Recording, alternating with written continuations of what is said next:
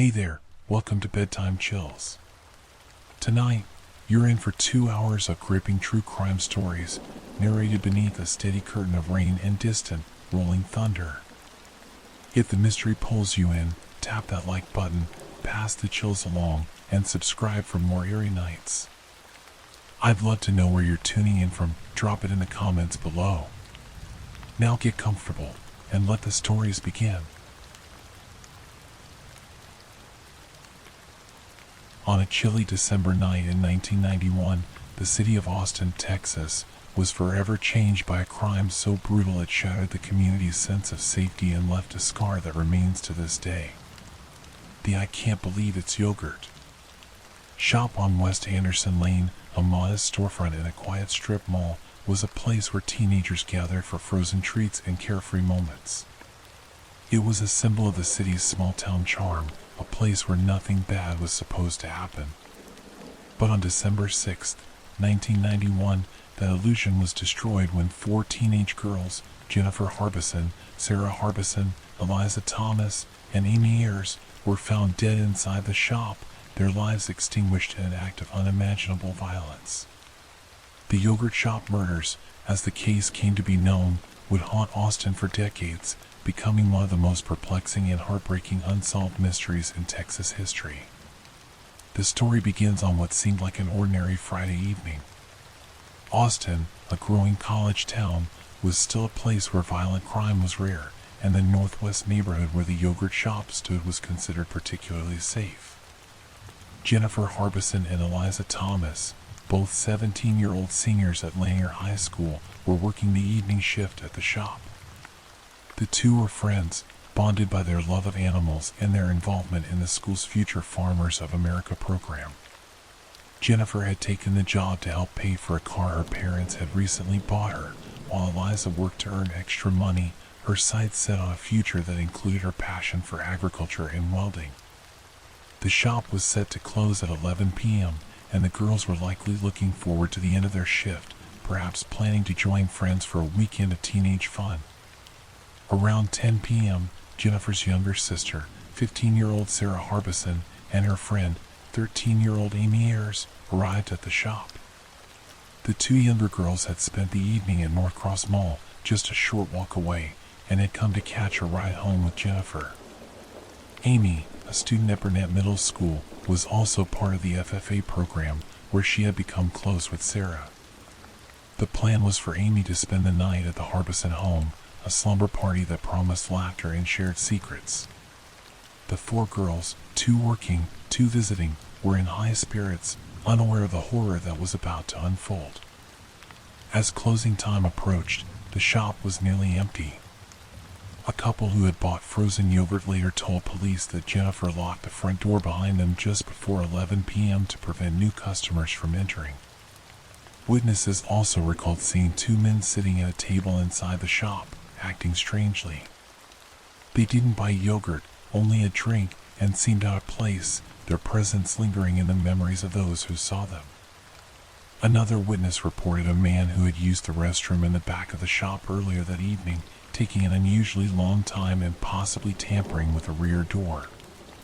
These fleeting observations would later become critical clues, but at the time, they went unnoticed. Around 11:47 p.m., Austin Police Officer Troy Gay was on patrol when he noticed smoke rising from the strip mall.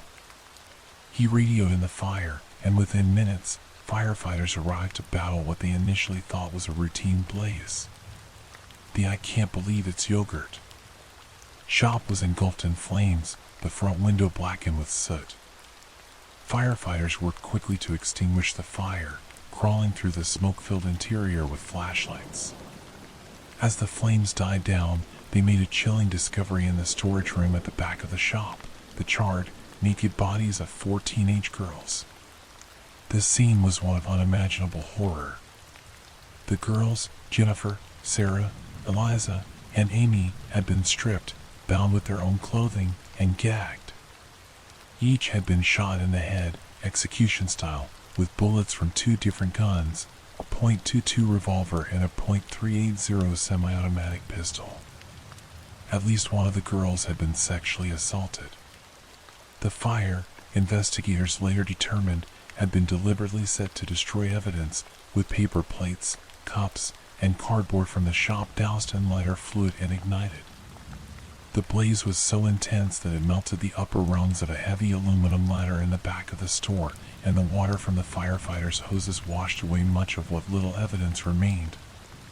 The shop was a ruin of smoke, soot, and water, with the bodies of the girls standing out starkly against the gray, blackened interior. Sergeant John Jones, a seasoned homicide detective with the Austin Police Department, was the first investigator on the scene. He had been riding with a local news crew that night, working on a feature about homicides in Texas, and the cameras captured the chaotic aftermath as he arrived. Jones, who had seen his share of violent crime, was unprepared for the scale of this tragedy. It was a pretty overwhelming scene, he later recalled. There were firemen everywhere. There was water everywhere. The sight of the girls' bodies, burned and bound, would stay with him for the rest of his life. He kept a mug on his desk inscribed with the words "We will not forget," a constant reminder of the case that defined his career. The victims were quickly identified. Jennifer and Eliza, the two employees, had been closing up for the night. Sarah and Amy, there for a ride home, had been caught in the wrong place at the wrong time. The news of their deaths sent shockwaves through Austin. The city, which prided itself on its laid-back, safe atmosphere, had never seen a crime of this magnitude. More than 1,000 people attended a church service for the girls, and a candlelight vigil 6 months later drew even larger crowds. White ribbons adorned trees across the city, and billboards with the girls' smiling faces pleaded for information, asking, "Who killed these girls?" A reward for tips grew from $25,000 to $125,000 as the community rallied to find answers. The investigation began immediately, with Jones leading a task force that included the FBI, the Bureau of Alcohol, Tobacco, and Firearms, and the Texas Department of Public Safety. The crime scene, however, posed significant challenges. The fire and water had destroyed fingerprints and other forensic evidence, and the intense heat had compromised potential DNA samples. Investigators recovered spent rounds from the two guns, confirming the use of a .22 and a .380, but the weapons themselves were never found. A small sample of DNA from an unknown male was collected from one of the victims, evidence of the sexual assault, but in 1991, DNA technology was in its infancy, and the sample was too limited to provide immediate answers. Jones and his team worked tirelessly, following thousands of leads. They interviewed customers who had been in the shop that day, hoping to identify the two men seen acting suspiciously. Multiple witnesses described the men as out of place, but despite efforts that included hypnotizing some witnesses to jog their memories, the men were never identified. Another early lead came from a 15-year-old boy arrested at Norcross Mall days after the murders with a .22 caliber revolver. The boy, Maurice Pierce, claimed the gun was involved in the killings and implicated 3 friends, Michael Scott, Robert Springsteen, and Forrest Wellborn. Jones questioned the 4 teenagers, all of whom were 15 or 16 at the time, but ballistics tests ruled out Pierce's gun as the murder weapon, and the boys were released due to lack of evidence. The investigation also explored other possibilities. A known serial killer, Kenneth McDuff, was in the Austin area at the time and had a history of targeting teenagers. However, he was quickly ruled out. In August 1992, Austin police sought 3 men indicted in an unrelated abduction and sexual assault, hoping to question them about the yogurt shop murders. 2 months later, Mexican authorities announced the arrest of 2 of the men, one of whom, Porfirio Villisca, confessed to the killings. Saavedra, known as the Terminator and a member of the Mitrice Punks motorcycle gang, matched the description of a man seen outside the shop that night. However, he soon recanted, claiming Mexican police had tortured him into confessing, and the details he provided didn't match the evidence. This lead, like so many others, fizzled out. As months turned into years, the case grew colder.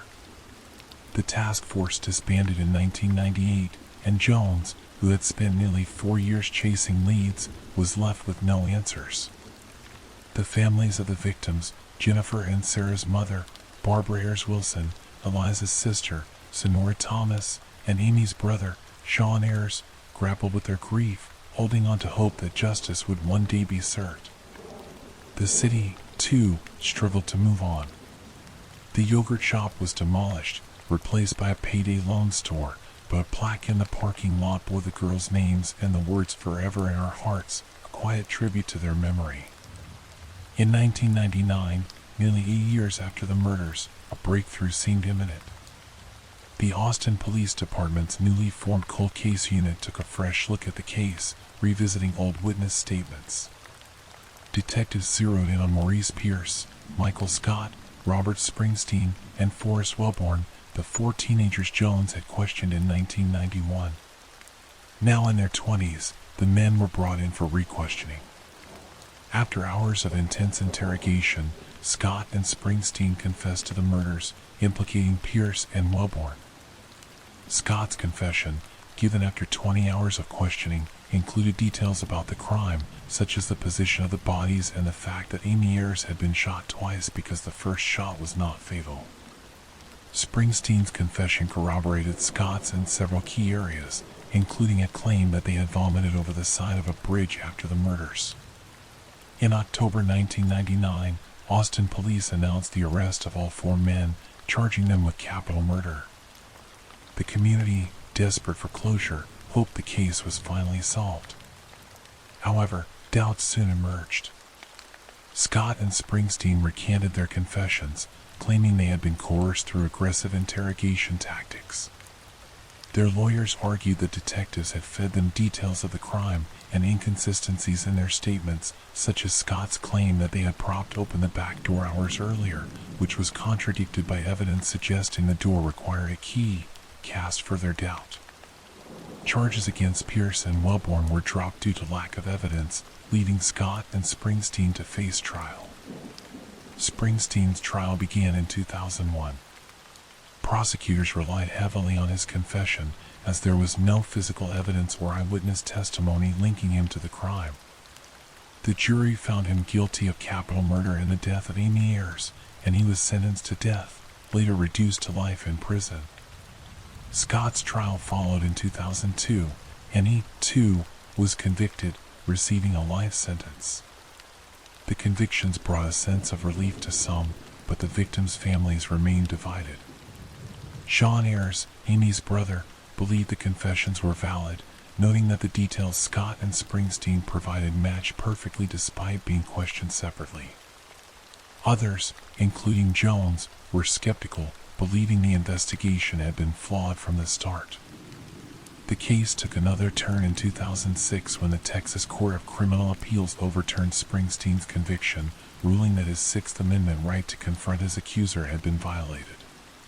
Scott's confession had been used against Springsteen, but Springsteen was not allowed to cross-examine him in court. Scott's conviction was similarly overturned in 2007. The reversals were a blow to the prosecution, and new evidence soon complicated matters further. Advances in DNA technology allowed for retesting of the male DNA found on one of the victims. In 2008, the results showed no match to Scott, Springsteen, Pierce, or Wellborn. Instead, the DNA belonged to an unknown male, suggesting that someone else may have been involved in the crime. With the confessions in question and the new DNA evidence pointing elsewhere, prosecutors faced an uphill battle. In June 2009, Scott and Springsteen were released on bond, and in October of that year, Travis County District Attorney Rosemary Lemberg dismissed all charges against them. "This is a difficult decision for me, and one I would rather not have to make," Lemberg said at a press conference. The dismissal was not an exoneration, leaving open the possibility of future prosecution, but for now, the case was back to square one. Scott and Springsteen, who had spent nearly a decade behind bars, maintained their innocence, while the families of the victims were left with more questions than answers. The discovery of the unknown male DNA offered a glimmer of hope, but it also presented new challenges. In 2017, an Austin police investigator searched a public DNA database used for population studies and found a partial match to the crime scene DNA.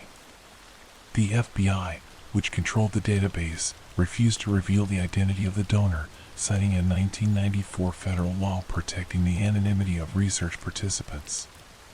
The partial match was not enough to identify an individual, as thousands of men could share the same Y chromosome fragment, but the standoff between prosecutors and the FBI frustrated investigators and the victims' families. "It's maddening," Angie Ayers, Sean's wife, told reporters. "This should have been solved 30 years ago." Over the years, the case accumulated more than 1,200 suspects and dozens of false confessions, a testament to its complexity and the public's desperation for answers. Some theories pointed to a serial killer, with speculation that the murders bore similarities to the I-70 killer, who targeted young women in shops near highways in the early 1990s. Others believe the two unidentified men seen in the shop that night held the key, their descriptions tantalizingly vague yet persistent in the case files. The open back door, the lack of forced entry, and the organized nature of the crime suggested to some investigators that the perpetrators were experienced criminals, not teenagers like Scott and his friends. The families of the victims have never stopped seeking justice. Sean and Angie Ayers helped establish the Texas Attorney General's Cold Case and Missing Persons Advisory Committee to advocate for unsolved cases. In 2022, the Homicide Victims Families' Rights Act, inspired in part by the yogurt shop murders, was signed into law, allowing families to request federal reviews of cold cases older than 3 years. The legislation offered a new avenue for investigation, but for the families, it was a bittersweet step. "They're not forgotten," Angie said of the girls. "They're not given up on." Today, the yogurt shop murders remain unsolved, a wound that refuses to heal for Austin and the families of Jennifer, Sarah, Eliza, and Amy. John Jones, now retired and living in suburban Denver, still keeps copies of his case files, unable to let go of the investigation that defined his career. "Every year marks another year that there's no closure," he said. The memorial plaque in the parking lot of the former yogurt shop stands as a quiet reminder of the lives lost, surrounded by dried flowers left by those who still remember. The girls, known to the world as the yogurt shop girls, were more than victims. They were daughters, sisters, and friends, full of dreams that were stolen in a moment of unthinkable cruelty. As the 34th anniversary of the murders approaches, the case continues to captivate and frustrate. Advances in DNA technology offer hope, but the passage of time has dimmed the prospects of a resolution. The unknown male DNA, the unidentified men in the shop, and the countless leads that led nowhere form a puzzle that has yet to be solved. For the families, the investigators, and the city of Austin, the question remains, who killed these girls? Until that question is answered, the yogurt shop murders will endure as a haunting mystery, a reminder of a night when innocence was lost and justice remains out of reach.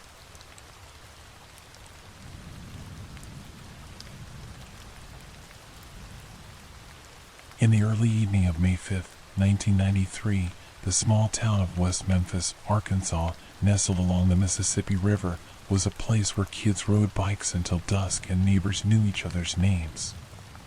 It was a tight-knit community, steeped in Southern tradition, where life moved slowly until that day when 3 8-year-old boys, Stevie Branch, Michael Moore, and Christopher Byers, vanished. The boys, all second graders at Weaver Elementary School, had been seen riding their bikes in their neighborhood, carefree as any children their age. Their parents, like most in West Memphis, trusted the safety of their quiet streets. But as the sun dipped below the horizon and the boys didn't return home, a creeping dread began to settle over their families. Pamela Hobbs, Stevie's mother, was the first to sound the alarm. She had last seen her son that afternoon when he asked to ride bikes with his friends. By evening, when he hadn't come back for dinner, she called the police. Michael Moore's parents, Todd and Dana, grew anxious as well, realizing their son, usually punctual, was nowhere to be found. Melissa Byers, Christopher's mother, and her husband, John Mark Byers, joined the search, their worry mounting with each passing hour. The West Memphis Police Department, a small force unaccustomed to major crises, organized a search party. Neighbors and volunteers combed the streets, calling the boys' names into the humid spring air. The search stretched into the night, but there was no sign of Stevie, Michael, or Christopher. The next morning, May 6th, the search shifted to a wooded area near the neighborhood known as Robin Hood Hills, a patch of forest crisscrossed with trails and a drainage ditch. It was there, in the murky water of the ditch, that a police officer's flashlight caught a glimpse of something unnatural, a small, pale form submerged beneath the surface. The officer waded in and pulled out the body of a child. It was Michael Moore, naked, his wrists and ankles bound with his own shoelaces. Moments later, the bodies of Stevie Branch and Christopher Byers were found nearby, similarly bound and stripped. The sight was horrific. The boys had been beaten, their bodies bruised and bloodied. Christopher bore the most gruesome injuries, with signs of mutilation to his genital area. The discovery sent shockwaves through West Memphis, transforming a quiet town into a place gripped by grief and fear. The police secured the crime scene, but their inexperience was evident. The ditch was not properly drained, potentially washing away critical evidence, and the surrounding area was trampled by searchers before it could be thoroughly examined. The medical examiner arrived and noted the boys' injuries, blunt force trauma, cuts, and what appeared to be bite marks or punctures. The brutality of the killings, coupled with the hog-tied state of the bodies, led investigators to a chilling conclusion: this was no ordinary crime. Rumors began to swirl that the murders were the work of a satanic cult, a fear fueled by the early 1990s satanic panic, a nationwide hysteria over alleged devil-worshipping rituals. In a conservative, Bible Belt town like West Memphis, such suspicions took root quickly. The police were under immense pressure to find the killers. The community demanded answers, and the media descended, amplifying the tragedy's horror. Almost immediately, attention turned to Damien Eccles, an 18-year-old high school dropout known for his dark clothing, long black hair, and interest in heavy metal music and the occult. Eccles was an outsider in West Memphis, a town that valued conformity. He had a troubled past, including arrests for burglary and a stint in a mental health facility for depression. His fascination with Wicca, a pagan spiritual practice, and his habit of quoting Metallica lyrics made him a target for suspicion. To the police and many locals, Eccles fit the profile of a disturbed, potentially dangerous figure capable of orchestrating a ritualistic crime. On May 7th, just 2 days after the boys went missing, police interviewed Eccles. He denied any involvement, stating he had been at home with his girlfriend, Dominique, and had no connection to the victims. The police had no concrete evidence linking him to the crime scene, no fingerprints, no blood, no witnesses, but their focus remained on him. They interviewed him again on May 9th and 10th, this time alongside Dominique and his friend Jason Baldwin, a quiet 16-year-old who shared Eccles' love for skateboarding and metal music. Baldwin, unlike Eccles, was a good student with a knack for art, but his association with Eccles made him suspect by extension. The interviews yielded nothing substantial, but the police were convinced they were on the right track. The investigation took a pivotal turn on June 3rd, when police brought in Jesse Miskelly Jr., a 17-year-old acquaintance of Eccles and Baldwin. Miskelly was a high school dropout with a reputation for getting into fights. He had a low IQ, estimated at around 70, and struggled with learning disabilities. The police had received a tip from Vicki Hutchison, a local woman who claimed Miskelly had implicated himself in the murders.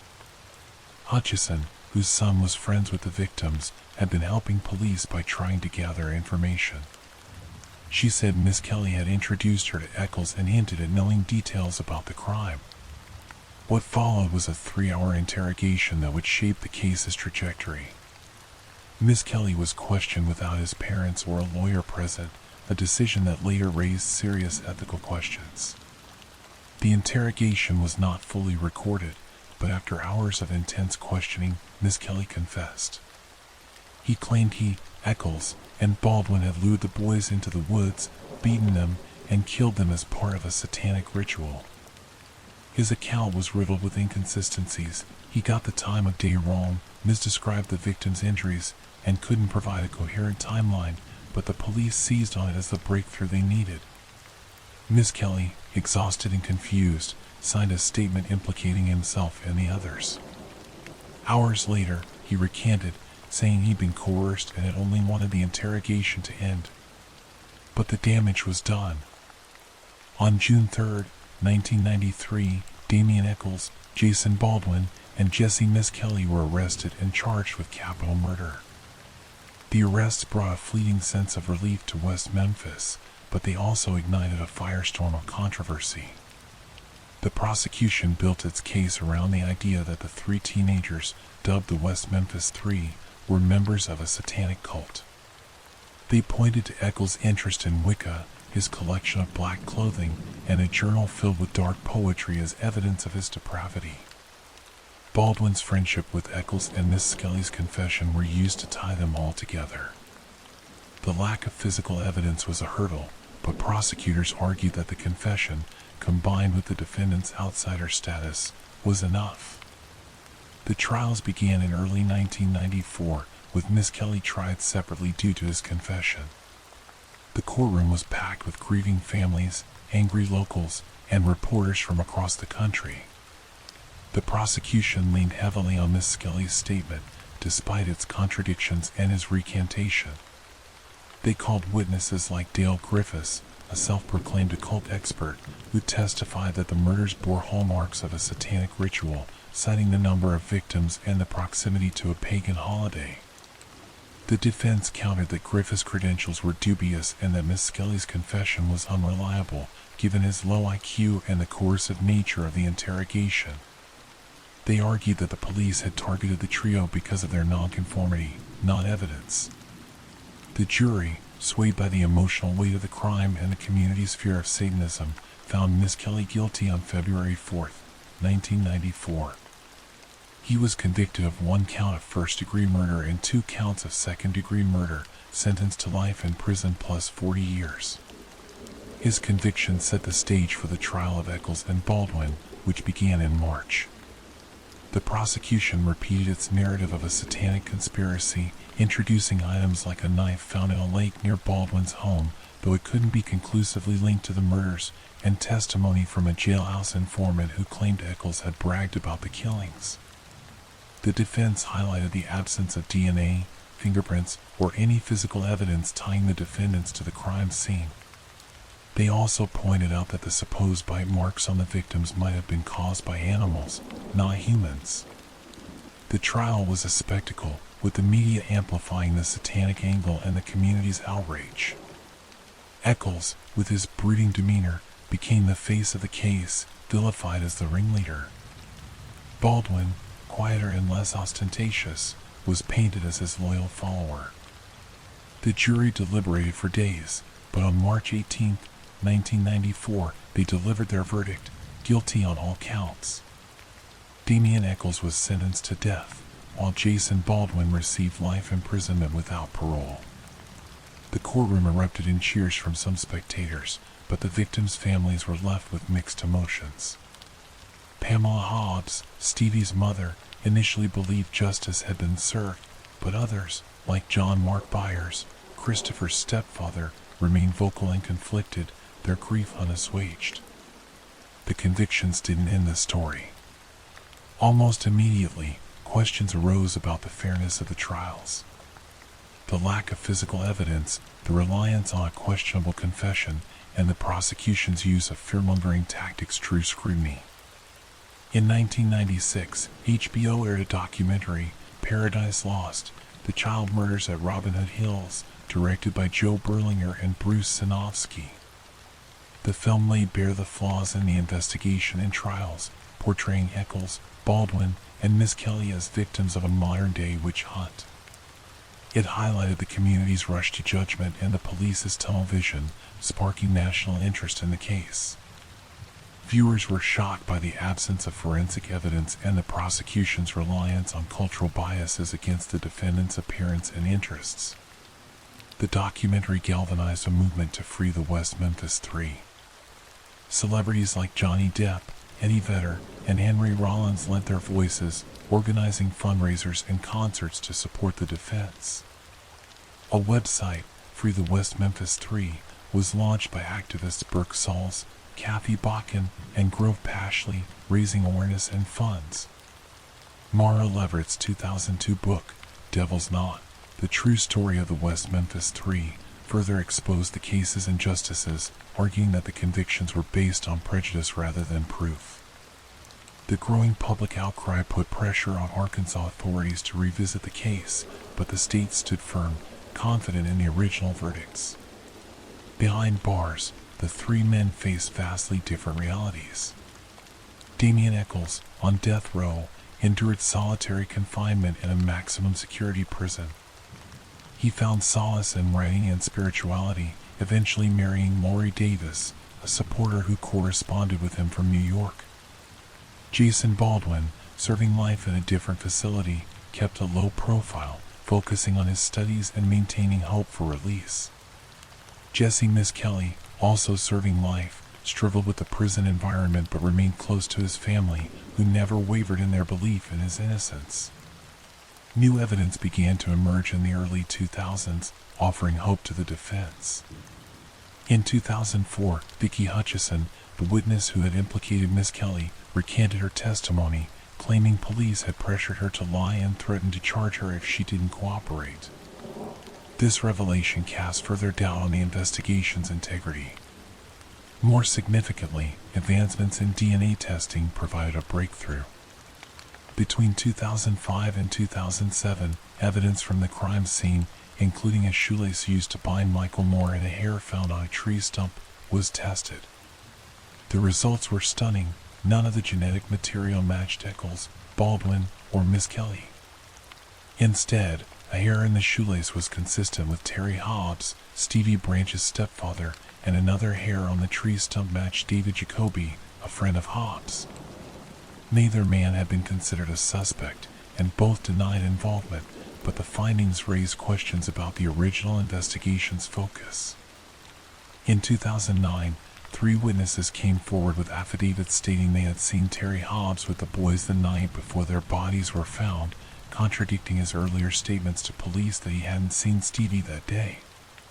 The defense also challenged the prosecution's claim of satanic mutilation, presenting forensic experts who argued that the marks on the victims were likely caused by post-mortem animal predation, not human-inflicted wounds. These developments fueled speculation that the wrong people had been convicted, but prosecutors dismissed the new evidence as inconclusive, and Terry Hobbs maintained his innocence. The legal battle intensified in 2010 when the Arkansas Supreme Court ruled that the 3 men could present new evidence in an evidentiary hearing. The defense prepared to argue for a new trial, citing the DNA results, Hutchison's recantation, and allegations of juror misconduct. During the Eccles-Baldwin trial, the jury foreman, Kent Arnold, had allegedly discussed Miss Skelly's confession, inadmissible evidence, with other jurors, potentially biasing the outcome. Another issue surfaced. Judge David Burnett, who had presided over the original trials, was accused of improperly communicating with the jury during deliberations. These revelations strengthened the case for a retrial, but before the hearing could take place, a surprising development changed everything. In August 2011, prosecutors offered the West Memphis Three a deal, an Alford plea. This rare legal maneuver allowed the men to maintain their innocence while acknowledging that the state had enough evidence to convict them. In exchange, they would be sentenced to time served 18 years and released immediately. For Eccles, facing execution, the deal was a lifeline. Baldwin was reluctant, believing it compromised their fight for exoneration, but he agreed to support his friends. Miskelly, weary from years in prison, also accepted. On August 19, 2011, the three men stood in a Jonesboro courtroom, entered their pleas, and walked out as free men. The scene was surreal. Eccles, Baldwin, and Miss Kelly, now in their 30s, emerged into a world that had changed dramatically since their arrests. The Alford plea was a bittersweet victory. It granted freedom but left the men with felony convictions, barring them from full exoneration. The state considered the case closed, but the victims' families remained divided. Pamela Hobbs, once convinced of the trio's guilt, now believed they were innocent and supported new DNA testing to find the real killer. John Mark Byers, who had been a vocal accuser, also softened his stance, grappling with his own doubts. Terry Hobbs, however, insisted the right people had been convicted and rejected any suggestion of his involvement. After their release, the West Memphis Three struggled to rebuild their lives. Damian Eccles moved to New York City, later settling in Salem, Massachusetts, before returning to New York. He wrote a memoir, Life After Death, and became an advocate for prison reform, drawing on his spiritual practices to cope with his trauma. Jason Baldwin relocated to Austin, Texas, where he co-founded Proclaim Justice, a nonprofit dedicated to overturning wrongful convictions. Jesse Miss Kelly returned to West Memphis, living quietly and pursuing a degree, with aspirations of attending law school. Each man carried the weight of 18 years lost to a flawed justice system, but they also found purpose in their freedom. The fight for full exoneration continued. In 2021, a significant breakthrough came when attorneys discovered that evidence believed to have been lost or destroyed in a fire was intact at the West Memphis Police Department. This included the shoelaces used to bind the victims, which could be tested with advanced DNA technology like the MVAC wet vacuum system. The defense, led by attorney Patrick Binka, pushed for testing, arguing it could identify the true killer. Initially, a lower court denied the request in 2022, citing an Arkansas law requiring petitioners to be in custody. But in April 2024, the Arkansas Supreme Court overturned that ruling, granting Damian Eccles the right to request new testing. The decision was a major victory, raising hopes that the ligatures could yield DNA linking to someone other than the West Memphis Three. As of early 2025, the case remains unresolved. The new DNA testing, if conducted, could provide answers that have eluded investigators for over 3 decades. For Stevie Branch, Michael Moore, and Christopher Byers, justice has been a fleeting promise. Their murders shattered a community and exposed the dangers of prejudice, fear, and a rush to judgment. The West Memphis Three, once vilified as monsters, are now seen by many as symbols of a broken system, their story a cautionary tale of how innocence can be overlooked in the face of panic. For the boys' families, the pain of loss endures, tempered only by the hope that one day, the truth will finally come to light.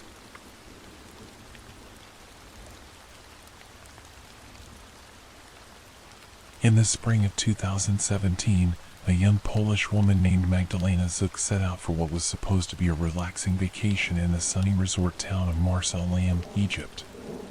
The 27-year-old beautician from Zgorzelec, a small town near Poland's border with Germany, had been looking forward to a week of warmth and leisure by the Red Sea.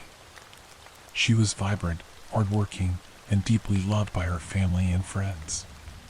But what began as a dream getaway quickly spiraled into a nightmare, ending in her tragic and mysterious death under circumstances that remain unresolved to this day. Her story is one of heartbreak, unanswered questions, and a tangle of theories that have captivated and frustrated those who have followed the case. Magdalena, known to her friends as Magda, was a woman with a zest for life. She ran her own beauty salon, where she built a loyal clientele with her skillful hands and warm personality. Her life was anchored by her long-term relationship with her boyfriend, Marcus, and her close-knit family. In early 2017, Magda and Marcus planned a romantic trip to Egypt, a destination known for its stunning beaches and affordable resorts. However, at the last minute, Marcus was unable to join her due to issues with his passport. Determined not to let the opportunity slip away, Magda decided to travel alone, a choice that reflected her independent spirit.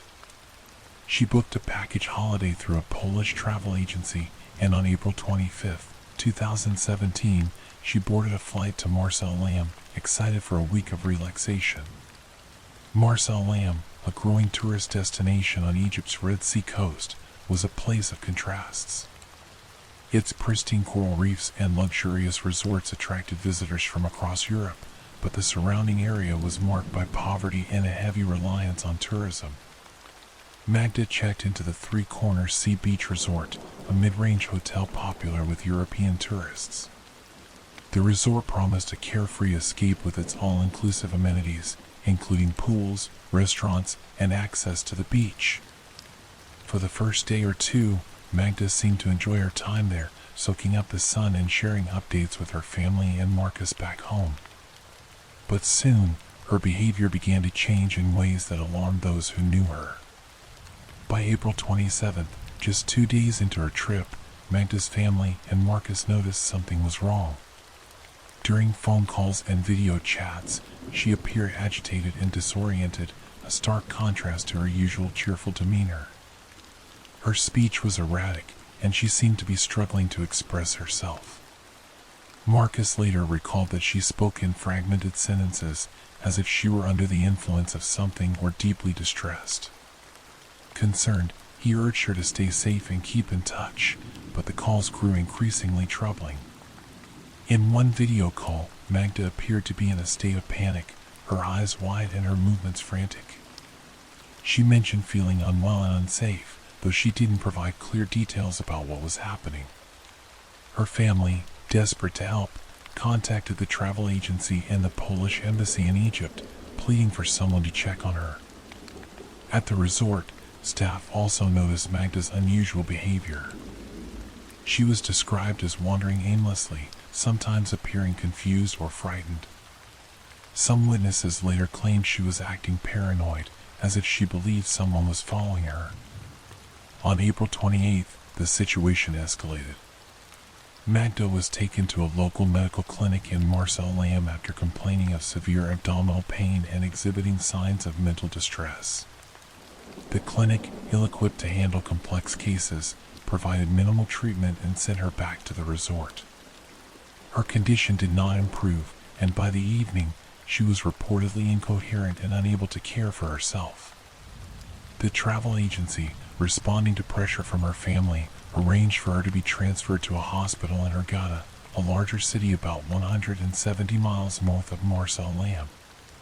The hospital in Hurghada, Port Caleb, was better equipped, but the care Magda received there remains a point of contention.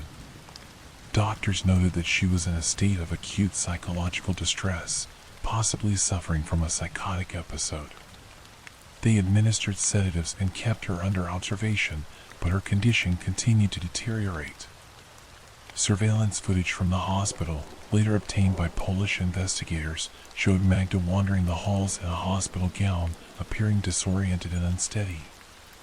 In one haunting clip, she is seen sitting on the floor, rocking back and forth, her face a mask of fear and confusion.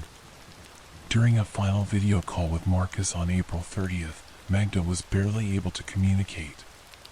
She seemed to be trying to convey something urgent, but her words were garbled, and the call abruptly ended. That same day, tragedy struck. According to hospital staff, Magda was left unattended for a brief period. In those moments, she climbed onto a window ledge on the second floor of the hospital and jumped, falling onto the pavement below. The fall caused catastrophic injuries, including multiple fractures and severe internal bleeding. Despite efforts to save her, Magda died shortly after the incident. The official Egyptian autopsy report listed her cause of death as injuries sustained from the fall, with no evidence of external trauma or foul play. A second autopsy, conducted in Poland at the request of her family, confirmed the findings, noting that her injuries were consistent with a fall from a height.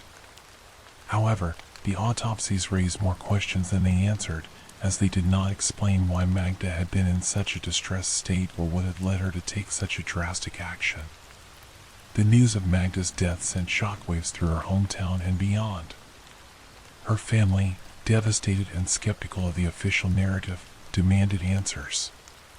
They refused to believe that Magda, who had no history of mental illness, would have suffered a sudden breakdown severe enough to drive her to suicide. They pointed to the inconsistencies in the Egyptian investigation, including the lack of transparency about her medical treatment and the hospital's failure to supervise her adequately. Marcus, consumed by grief and guilt for not being with her, became a vocal advocate for uncovering the truth. He shared details of their final conversations with the media, emphasizing that Magda had seemed genuinely afraid for her safety.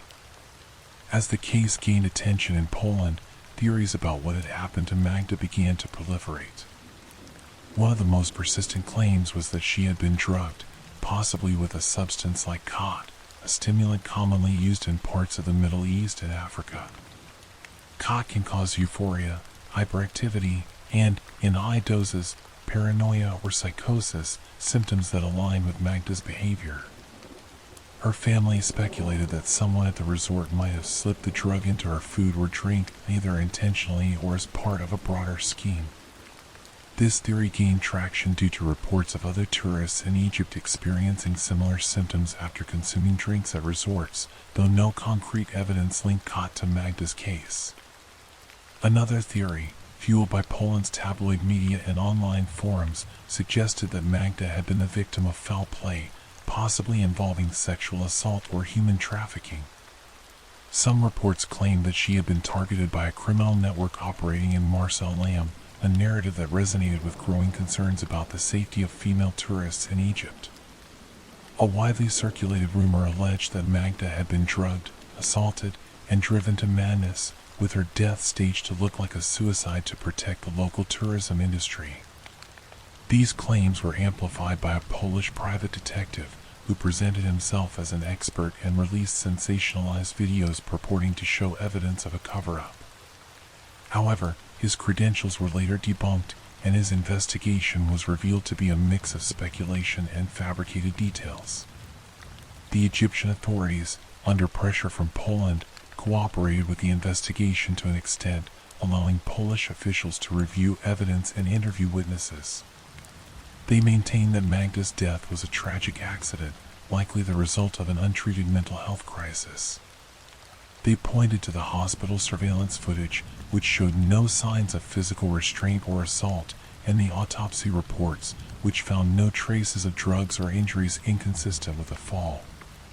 However, the lack of toxicology results in the Egyptian autopsy, due to what officials claimed were limited testing capabilities, fueled suspicion. The Polish investigation, while thorough, was hampered by jurisdictional challenges and the difficulty of obtaining evidence from Egypt. In the end, no definitive cause for Magda's psychological distress was identified, and the case was closed without criminal charges. The media frenzy surrounding Magda's death took a toll on her family and complicated efforts to uncover the truth. In Poland, far-right groups seized on the case to push anti-immigrant and anti-Muslim narratives, falsely linking her death to broader conspiracies about crime in the Middle East. Fake news stories, including fabricated accounts of organ trafficking and ritual murder, spread rapidly online, drowning out legitimate questions about the case. The Independent reported in June 2017 that the spread of these conspiracy theories was not only devastating to Magda's loved ones but also threatened Egypt's tourism industry, which was already struggling after years of political instability. The article highlighted the role of a fake TV detective in perpetuating myths about the case, noting that his unfounded claims had garnered thousands of views on social media. For those who knew Magda, the focus remained on her life, not the sensationalized narratives. She was remembered as a kind and ambitious woman who had built a successful career and dreamed of a bright future. Her beauty salon in Zgorzelec became a place of pilgrimage for friends and clients who left flowers and candles in her memory. Marcus, struggling with his loss, spoke publicly about the need for better protections for solo travelers, particularly women, in tourist destinations. He also criticized the travel agency for its slow response to Magda's distress and the hospital for its apparent negligence. The case also sparked broader discussions about the safety of tourists in Egypt. Reports of sexual harassment and assault in resort areas, while not directly tied to Magda's case, raised concerns about the vulnerabilities of foreign visitors.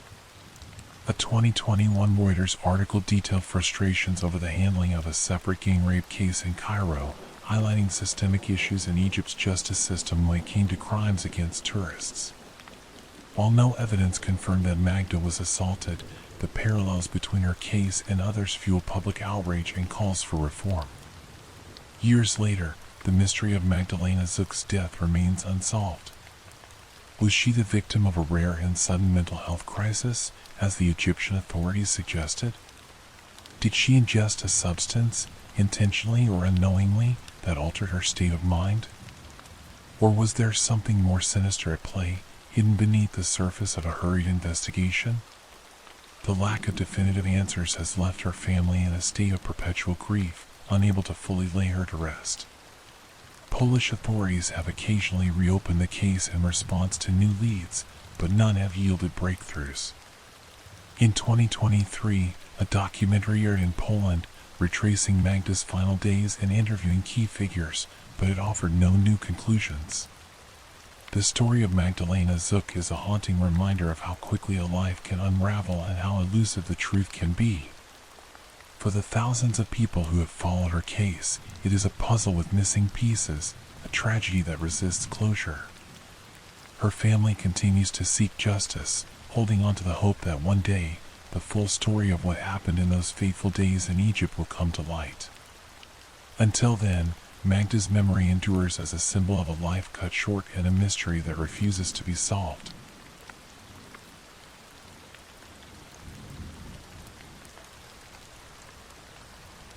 In the frostbitten November of 1970, the rugged terrain of Isdal Valley, nestled in the shadow of Ulriken Mountain near Bergen, Norway, bore witness to a discovery that would haunt the nation for decades. A father and his two young daughters, hiking through the desolate landscape, were drawn by an acrid scent of charred flesh. One of the girls, veering off the path, stumbled upon a grotesque sight, a blackened, crisped hand protruding from a pile of scorched remains. The body, twisted among jagged rocks, was barely recognizable as human. The father, shielding his daughters, hurried them back to Bergen to alert the authorities, unknowingly setting the stage for one of Norway's most enduring mysteries, the case of the Isdal woman. The Bergen police arrived at the remote site, where the air hung heavy with the stench of burned meat. The woman's body lay sprawled on its back, her arms bent in a boxer-like stance, a telltale sign of intense heat exposure. Her face and most of her hair were incinerated, rendering her features unrecognizable. The front of her body was severely charred, yet, curiously, her back remained largely untouched by the flames.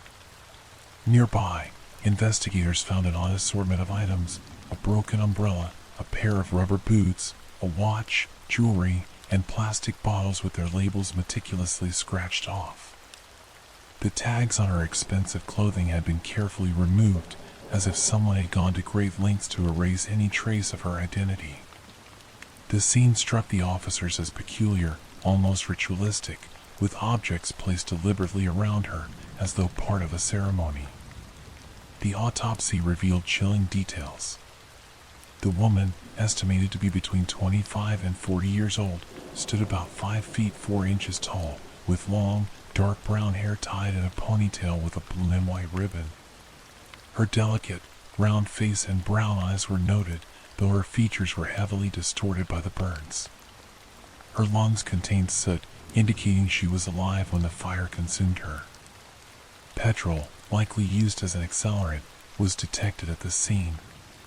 Most disturbingly, her stomach held 50 to 70 fentanyl sleeping pills, a barbiturate, though her bloodstream showed they hadn't fully absorbed before her death. Bruising on her neck suggested a blow or a fall, adding another layer of ambiguity. The official cause of death was listed as a combination of carbon monoxide poisoning from the fire and phenobarbital overdose, but the circumstances defied a simple explanation. Was it suicide, as the police would later conclude, or something far more sinister? 3 days after the discovery, a breakthrough came when 2 suitcases were found abandoned at Bergen's train station, left there since November 23rd, 6 days before the body was found. Inside, investigators uncovered a treasure trove of clues, yet each seemed to deepen the enigma. The suitcases contained wigs, non-prescription glasses, cosmetics, a comb, a hairbrush, and clothing, all with labels removed. There was money from multiple countries, including Norway, Germany, Belgium, Switzerland, and the UK, hinting at extensive travel.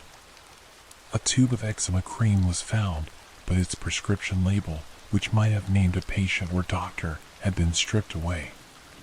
Most intriguing was a notepad with cryptic writing, a series of letters and numbers that appeared to be a code. A fingerprint on the lens of the glasses matched the body, confirming the suitcases belonged to the woman now known as the Isdal woman. The coded notepad became a focal point. After painstaking analysis, police deciphered it as a record of her travels. Entries like 030B and 5 corresponded to a stay in Bergen from October 30th to November 5th, 1970. The code revealed she had crisscrossed Norway and Europe, checking into hotels under at least 8 aliases, including Genevieve Lancier, Claudia Tielt, and Fenella Lorch. Handwriting analysis on hotel registration forms confirmed she used multiple fake passports, often claiming to be from Belgium. Her meticulous use of false identities suggested a life of secrecy, fueling speculation that she was a spy, perhaps entangled in Cold War espionage. Investigators traced her movements, piecing together a timeline. From March 21st to 24th, 1970, she stayed at the Viking Hotel in Oslo as Genevieve Lancier from Louvain. She then checked into the Hotel Bristol in Bergen from March 24th to 25th as Claudia Tielt from Brussels, using the same alias at the Hotel Scandier in Bergen from March 25th to April 1st. After a gap, she reappeared in October, staying at various hotels in Bergen, Stavanger, and Trondheim, often switching rooms multiple times during a single stay. Witnesses described her as well-dressed, with a calm demeanor, speaking English with a slight accent. Some noted an unusual odor, possibly garlic, emanating from her.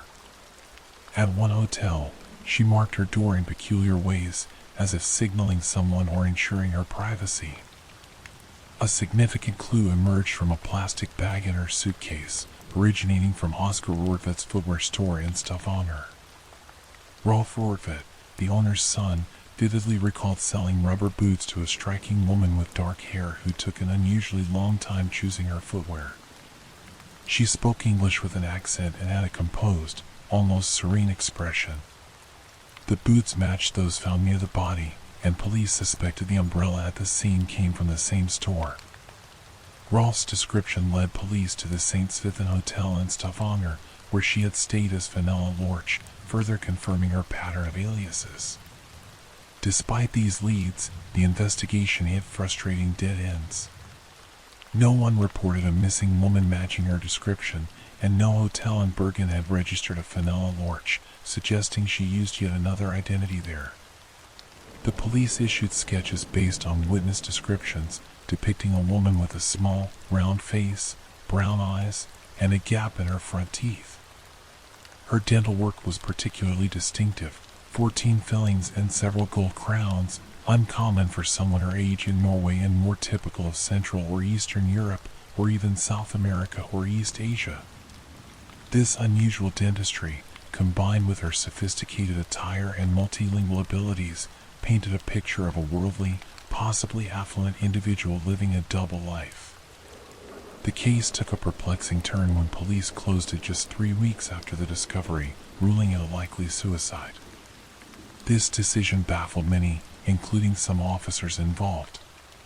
The remote location of Isdal, an hour's hike from Bergen, seemed an unlikely choice for a suicidal act, especially in late November's freezing temperatures. The presence of petrol, the removal of labels, and the sheer volume of sleeping pills raised doubts about the suicide theory. Why would someone so intent on erasing their identity choose such a dramatic, public death? Some officers felt the case was shut down prematurely, with whispers that higher authorities, possibly Norwegian intelligence, had intervened to suppress further inquiry. The mystery lingered, and in 2016, the Norwegian Broadcasting Corporation, NRK, in collaboration with the BBC, reopened the case, spurred by advances in forensic science. Tissue samples from the woman's organs, heart, lungs, spleen, and liver had been preserved at Haukeland University Hospital, a common practice in Norway. Her lower jaw, containing her distinctive teeth, was also rediscovered in a forensic archive. These relics offered a chance to apply modern techniques unavailable in 1970. The Norwegian Criminal Investigation Service, Kripos, and the University of Bergen conducted isotope analysis on her teeth, examining chemical signatures left by the water she drank and the food she ate as a child. The results were revelatory. She was likely born around 1930, plus or minus 4 years, and were near Nuremberg, Germany, and had moved to France or the France-Germany border region during childhood, possibly before or during World War II. Her handwriting, analyzed earlier, supported this, suggesting she was educated in a French-speaking country. The isotope findings hinted at a tumultuous early life, perhaps tied to the upheavals of the war. If she was Jewish, as some speculated, her family might have fled Nuremberg in the late 1930s, explaining why no one reported her missing. Her mtDNA haplogroup, H24, indicated a matrilineal descent from Southeast Europe or Southwest Asia, adding another piece to the puzzle. In 2017, Interpol issued a new notice with her DNA profile, hoping to find a match, but legal and ethical constraints prevented Norwegian police from comparing her DNA to commercial ancestry databases, a step that might have identified relatives. Witness accounts continued to surface. In 2019, a man named Kjell Kversoy, a former sea captain, shared a haunting memory. Days before the body was found, he had been hiking near Mount Fløyen, overlooking Bergen, when he encountered a woman who looked terrified. She was dressed inappropriately for the cold, wearing light clothing. 2 men trailed her at a distance, their demeanor hostile. Kversoy felt she wanted to speak but hesitated, glancing nervously at the men. The timing of his sighting was inconsistent. Her last confirmed sighting was a week earlier, but his vivid recollection of her fears suggested she was in distress before her death. Another lead emerged from Forbach, France, where a man claimed to have had a relationship with a woman in the summer of 1970. He described her as a polyglot with a Balkan accent, fond of wigs and colorful clothing, who guarded her personal details closely. She received frequent international phone calls and carried a photograph of herself riding a horse, which he later stole, suspecting she was a spy. He had considered contacting authorities but feared repercussions. The photograph, published by Le Républicain Lorraine, showed a woman resembling the police sketches, reigniting speculation about her covert activities. In 2023, a new theory surfaced, linking the Isdal woman to François Genoud, a Swiss banker notorious for funding terrorism and admiring Hitler. A fact-checker, inspired by the BBC's podcast Death in Ice Valley, produced a detailed memo suggesting Genoud's connections to Belgium and Paris overlapped with the woman's travels. She was in Paris from June 22 to July 3, 1970, while Genoud was there on June 26 to 27 and July 3 to 5. Her visit to Basel in April 1970 placed her near Geneva, where Genoud was based. The theory posited that Norwegian intelligence may have blocked police inquiries due to the case's geopolitical implications, possibly involving Norway's secret supply of heavy water to Israel for nuclear development. However, the evidence was circumstantial, as their travel schedules aligned only briefly, and Paris was a bustling hub where many crossed paths. Theories about her identity proliferated.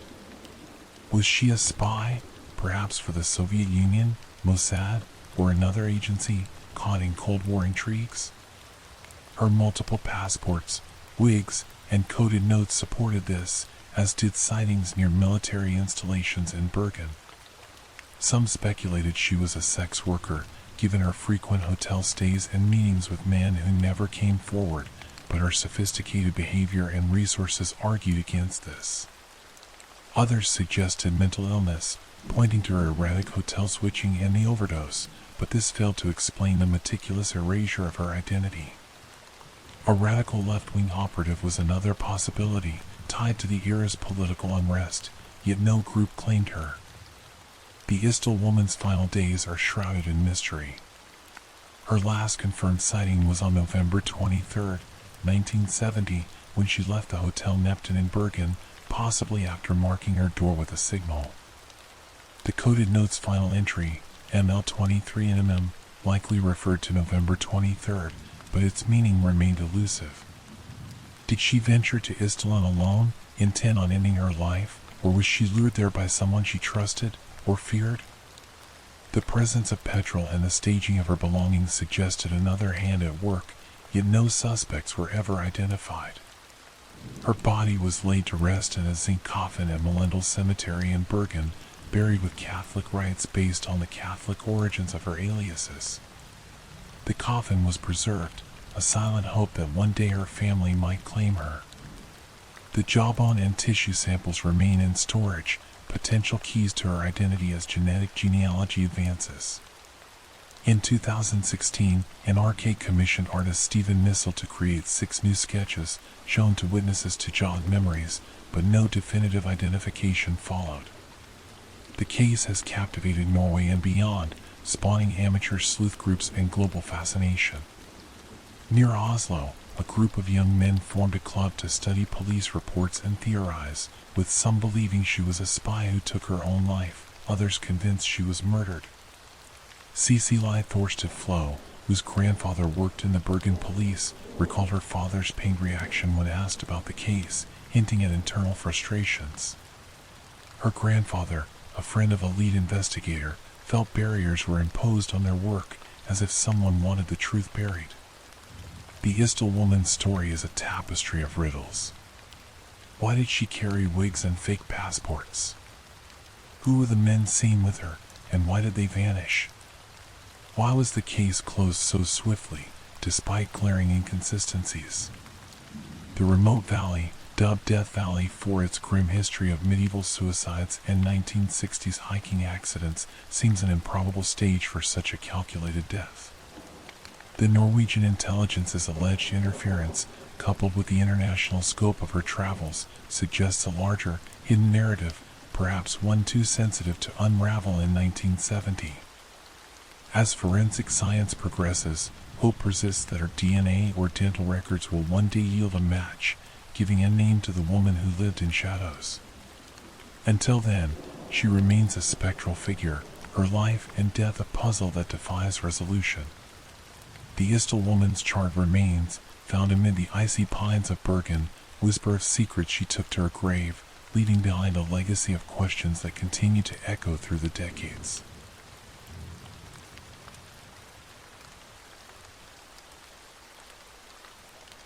Nestled in the heart of the French Alps, the small city of Annecy is a postcard of tranquility.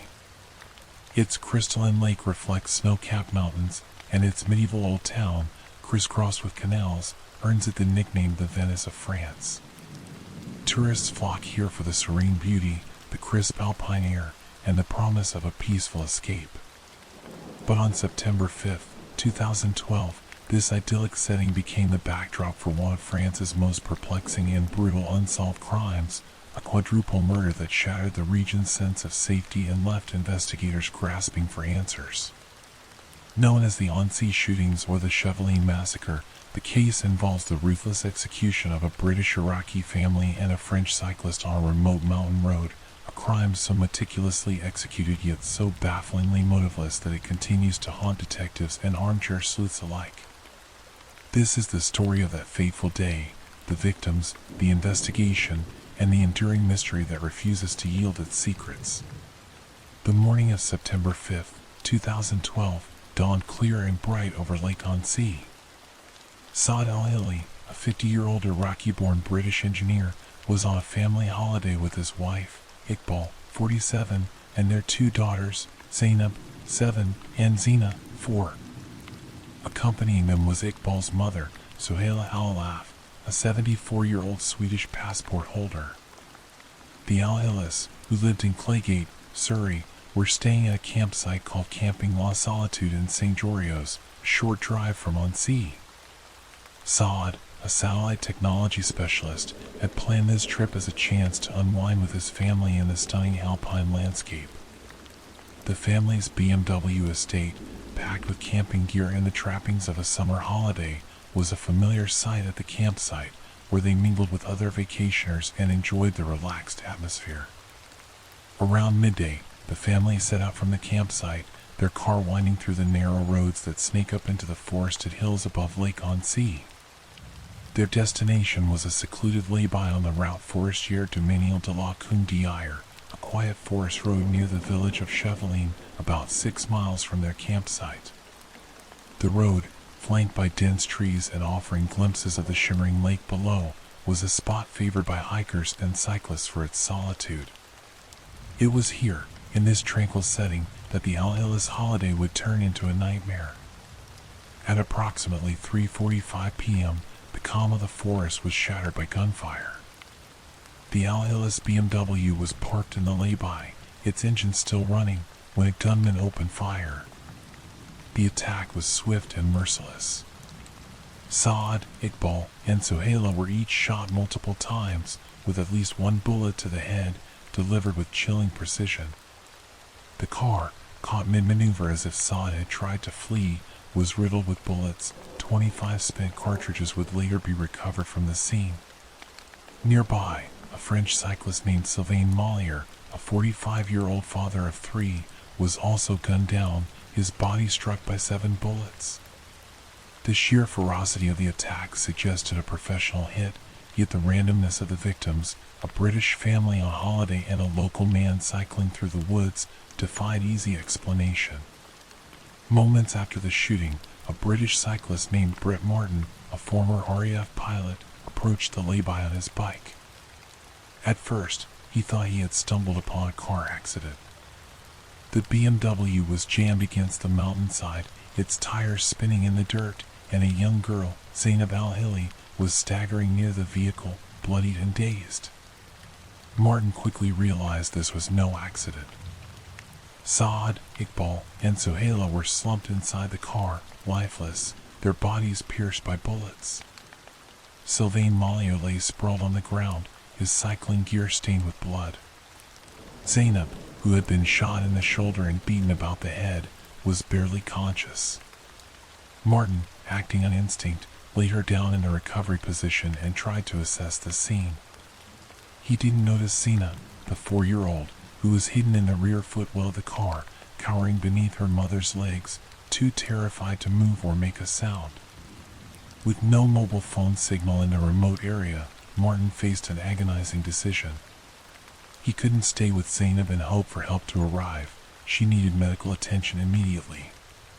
He cycled down the hill to the nearest village, Cheveline, and alerted the authorities. Within minutes, the quiet forest road was swarming with gendarmes, paramedics, and forensic teams. Zainab was airlifted to a hospital in Grenoble, where she would survive her injuries but carry the scars, both physical and emotional, for the rest of her life. The police secured the scene, unaware that Zina was still inside the BMW. For 8 harrowing hours, the little girl remained hidden, frozen in fear, as investigators worked around the car. It wasn't until a specialist forensic team arrived that Zina was discovered, miraculously unharmed but deeply traumatized. She had stayed silent, her small body curled up in the footwell, surrounded by the bodies of her family. The brutality of the crime stunned the local community. Cheveline, a sleepy village of fewer than 300 people, was unaccustomed to violence, let alone a massacre of this scale. Residents described the area as a haven of peace, a place where doors were left unlocked and tourists came to escape the chaos of the world. Julie McMahon, a British expatriate who ran a holiday business nearby, told the BBC that the region's safety was part of its allure. The mayor of Cheveline, Didier Berthollet, expressed bewilderment, calling the event improbable and likening it to something from another planet. At the campsite where the Al-Hillis had been staying, fellow holidaymakers were shaken. One French camper told AFP that the murders had created a chill in a place synonymous with carefree summer days. As news of the shootings spread, an international investigation was launched involving French and British authorities. The French prosecutor, Eric Maillard, took charge of the case, working closely with Surrey police, who supported the effort from the UK. The crime scene offered a wealth of physical evidence: 25 shell casings from a 7.65mm pistol, likely a Luger, a weapon associated with professional or military use. The precision of the shots, particularly the single headshots to each victim, suggested a skilled marksman, possibly someone with training. Yet, despite the abundance of evidence, the motive remained elusive. Who would target a seemingly ordinary family on holiday and a local cyclist who appeared to be in the wrong place at the wrong time? The investigation quickly split into two main theories: a targeted assassination, possibly linked to Saad al-Hilli's background, or a random act by a lone psychopath. Saad al-Hilli became the focal point of the targeted assassination theory. Born in Baghdad, he had moved to the UK as a child and built a successful career as a satellite technology engineer. His work involved sensitive projects, including contracts with a Surrey-based firm linked to aerospace and defense. Investigators wondered if his professional life held the key to the murders. Could he have been involved in something clandestine, perhaps related to his Iraqi heritage or his engineering expertise, that made him a target? Early speculation pointed to a connection with Saddam Hussein's regime, given Saad's Iraqi background, but this theory was quickly dismissed as fanciful. More credible was the possibility of a contract killing tied to a personal or financial dispute. One lead centered on Saad's brother, Saeed al-Hilli. The siblings had been estranged for about a year, locked in a bitter dispute over their late father's estate, which included a £2 million inheritance. Saeed, who lived in the UK, had reportedly tried to create a false will and withdraw funds from their father's account at Crédit Agricole in Geneva. In October 2013, BBC's Panorama revealed that Saeed was a person of interest early in the investigation. He had been placed under surveillance by the UK's anti-terror unit in 2003, though no evidence linked him to terrorism. Saeed was arrested in 2013 but released in January 2014 when prosecutors determined there was insufficient evidence to charge him. Saeed vehemently denied any involvement, even offering to take a lie detector test to prove his innocence. The family dispute, while messy, didn't seem to provide a strong enough motive for such a calculated massacre. Another theory suggested that Sylvain Mollier, the French cyclist, might have been the intended target. Mollier, a welder at a nuclear technology firm, was on paternity leave and had taken an impromptu bike ride that day. His presence on the forest road was unplanned, which complicated the idea of an ambush. Some investigators speculated that Mollier's job at a company linked to France's nuclear industry could have made him a target, with the Al-Hillis as collateral damage. However, an inquiry into Mollier's background turned up no significant leads. His family, devastated by his death, insisted he was an ordinary man with no enemies. The fact that he was shot 7 times, more than any other victim, suggested either particular animosity or an attempt to ensure his death, but no concrete motive emerged. The investigation also explored the possibility of a random killer. In 2020, a British forensic psychiatrist provided a psychological profile of the gunman, describing him as likely a man in his 30s or 40s, unemployed or in a low-paying job, living alone, and possibly with a criminal record or personality disorder. This profile leaned toward the lone psychopath theory, painting the shootings as a spontaneous act of violence. Yet the professionalism of the attack, 25 shots fired with deadly accuracy, no witnesses, and a clean getaway, clashed with the image of a disorganized, impulsive killer. The lack of robbery or sexual assault further undermined the random violence hypothesis. Several intriguing clues emerged in the days and months following the murders. Witnesses reported seeing a gray BMW X5, a right-hand drive vehicle uncommon in France, near the crime scene.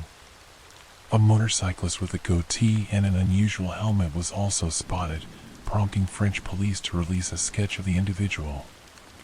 In 2015, a former police officer and arms collector was arrested after being linked to the motorcyclist's description, but he was cleared of involvement. Another figure, Patrice Menegaldo, a former French Foreign Legion soldier, became a person of interest. Menegaldo had been questioned as a witness in 2012 and committed suicide in 2014, leaving a note referencing the murders. Police downplayed his connection, stating he was not a suspect, but his death added another layer of intrigue to the case. Investigators also pursued international leads. A Danish man named Jarnin drew attention after cell phone records placed him at campsites near both the Annecy shootings and another unsolved murder in France. He had stayed at Camping Europa in St. Georgios on September 3rd to 5th, 2012, and left the day of the killings. Despite this suspicious timing, no evidence linked him directly to the crime. A DNA and fingerprint comparison with an Austrian citizen was requested, but it yielded no breakthroughs. French authorities even examined possible connections to other disappearances in the region, as prosecutor Jean-Marc Tran told Le Parisien, but these efforts led nowhere. The surviving Al-Hili daughters, Zainab and Zina, became both victims and potential keys to unlocking the case. Zainab, who was shot and beaten, told police she saw one bad man before losing consciousness. Her injuries and trauma limited her ability to provide detailed information. Zina, hidden in the car, saw nothing of the attacker but endured the unimaginable ordeal of lying still for hours amidst her slain family. In 2020, French prosecutor Véronique Denizot announced that British investigators would re-interview the sisters, now living under new identities in the UK, in hopes that time might have clarified their memories. However, their young age at the time of the shootings and the psychological toll of the event made it unlikely they could offer significant new details. As the years passed, the investigation grew increasingly complex, with over 100 persons of interest questioned and countless leads pursued. In January 2022, a man was arrested in connection with the murders, and house searches were conducted to verify his movements on September 5, 2012. The arrest generated hope, but the suspect was released the next day after prosecutors ruled him out as the killer. Annecy prosecutor Line Bonnet Mathis expressed frustration at the case's stagnation, noting that despite extensive efforts, no one had been charged. The lack of official information fueled media speculation, with theories ranging from espionage to organized crime to a botched robbery. Eric Maillard, the prosecutor in 2012, lamented the flood of misinformation, which often muddied the investigation's focus. The Annecy shootings remain one of France's most enduring mysteries. The case has been compared to a puzzle with too many pieces that don't fit. Was Saad Al-Hili targeted for his work, his inheritance, or something unknown? Was Sylvain Malia the intended victim, caught in a web of corporate or personal intrigue? Or was this the work of a deranged individual who killed for no reason other than the thrill? The precision of the attack points to a professional, yet the absence of a clear motive suggests randomness. The surviving daughters, now young adults, live with the weight of a tragedy that robbed them of their family and left them with questions that may never be answered. For the people of Chevaline and Annecy, the shootings are a wound that refuses to heal. The forest road where the murders took place is still used by cyclists and hikers, but it carries an unspoken weight, a reminder of the day violence intruded on a place of peace. Investigators continue to hope for a breakthrough, whether through new forensic technology, a witness coming forward, or a forgotten detail resurfacing.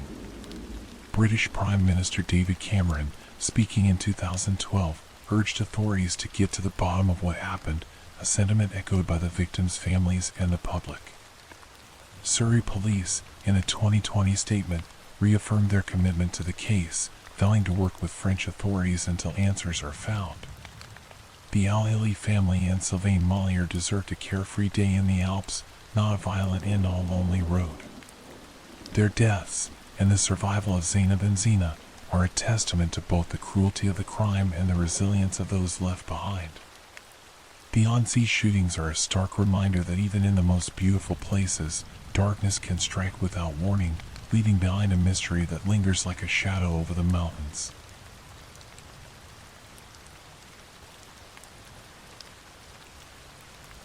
On the evening of May 31st, 1995, a woman stepped into the grand lobby of the Oslo Plaza Hotel, a towering, luxurious establishment in the heart of Oslo, Norway. She carried herself with an air of quiet confidence, her dark pixie-cut hair framing a face that was both elegant and unassuming. To the receptionist, she introduced herself as Jennifer Fairgate, a 21-year-old from Berlin, Belgium, and noted that she would be accompanied by a man named Lois Fairgate. Her English was fluent, tinged with a slight German accent, and she spoke with a calm, measured tone. The check-in process was swift, though unusually lax for a five-star hotel. No identification was requested, no credit card was provided, and the receptionist, perhaps distracted or trusting the woman's composed demeanor, waved her through. Jennifer was assigned room 2805, a suite on the 28th floor, and with her small travel bag in hand, she disappeared into the elevator, leaving behind a trail of questions that would haunt investigators for decades. The Oslo Plaza Hotel, now known as the Radisson Blu Plaza Hotel, was no ordinary lodging. It was a beacon of sophistication, frequented by international dignitaries, business tycoons, and travelers seeking discretion and luxury. Its 37 floors loomed over the city, and its reputation for privacy made it a hub for high-profile guests, including those who preferred to keep their affairs out of the public eye. In 1995, Oslo was a city buzzing with political and economic activity, a Cold War era hotspot where espionage and covert dealings were not uncommon. The hotel's location and clientele made it a place where secrets could thrive, and Jennifer Fairgate, as she called herself, seemed to fit seamlessly into this world of shadows. Over the next 2 days, Jennifer remained largely confined to her room. She placed only one room service order, a modest meal delivered by a staff member who noted nothing unusual about her behavior. To the hotel staff, she was a ghost, polite, unremarkable, and solitary. No one saw the man named Lois Fairgate, and his presence, if he ever existed, became a fleeting detail in the hotel's records. Jennifer's minimal interactions with the outside world only deepened the mystery of her purpose. Was she waiting for someone? Hiding from something? Or simply passing through, a transient figure in a city that was not her own? By June 3rd, 1995, the hotel management grew concerned. Jennifer's bill had climbed to 2,950 Norwegian kroner, equivalent to roughly $500 at the time, and she had made no attempt to settle it. The absence of a credit card on file was a glaring oversight, one that puzzled the staff in hindsight. A receptionist, Eddie Tudum-Jurtson, was dispatched to room 2805 to address the issue. When she arrived, she found a "Do Not Disturb" sign hanging on the door, a silent barrier that halted her approach. Unsure of how to proceed, she alerted the hotel's security team, and a young guard named Espen Naz, a 25-year-old college student, was sent to investigate. At approximately 7:50 p.m., Naz approached the door of room 2805. The hallway was quiet, the muffled hum of the hotel's operations the only sound. He knocked firmly, expecting a response. Instead, a single, sharp sound pierced the silence, a muffled gunshot from within the room.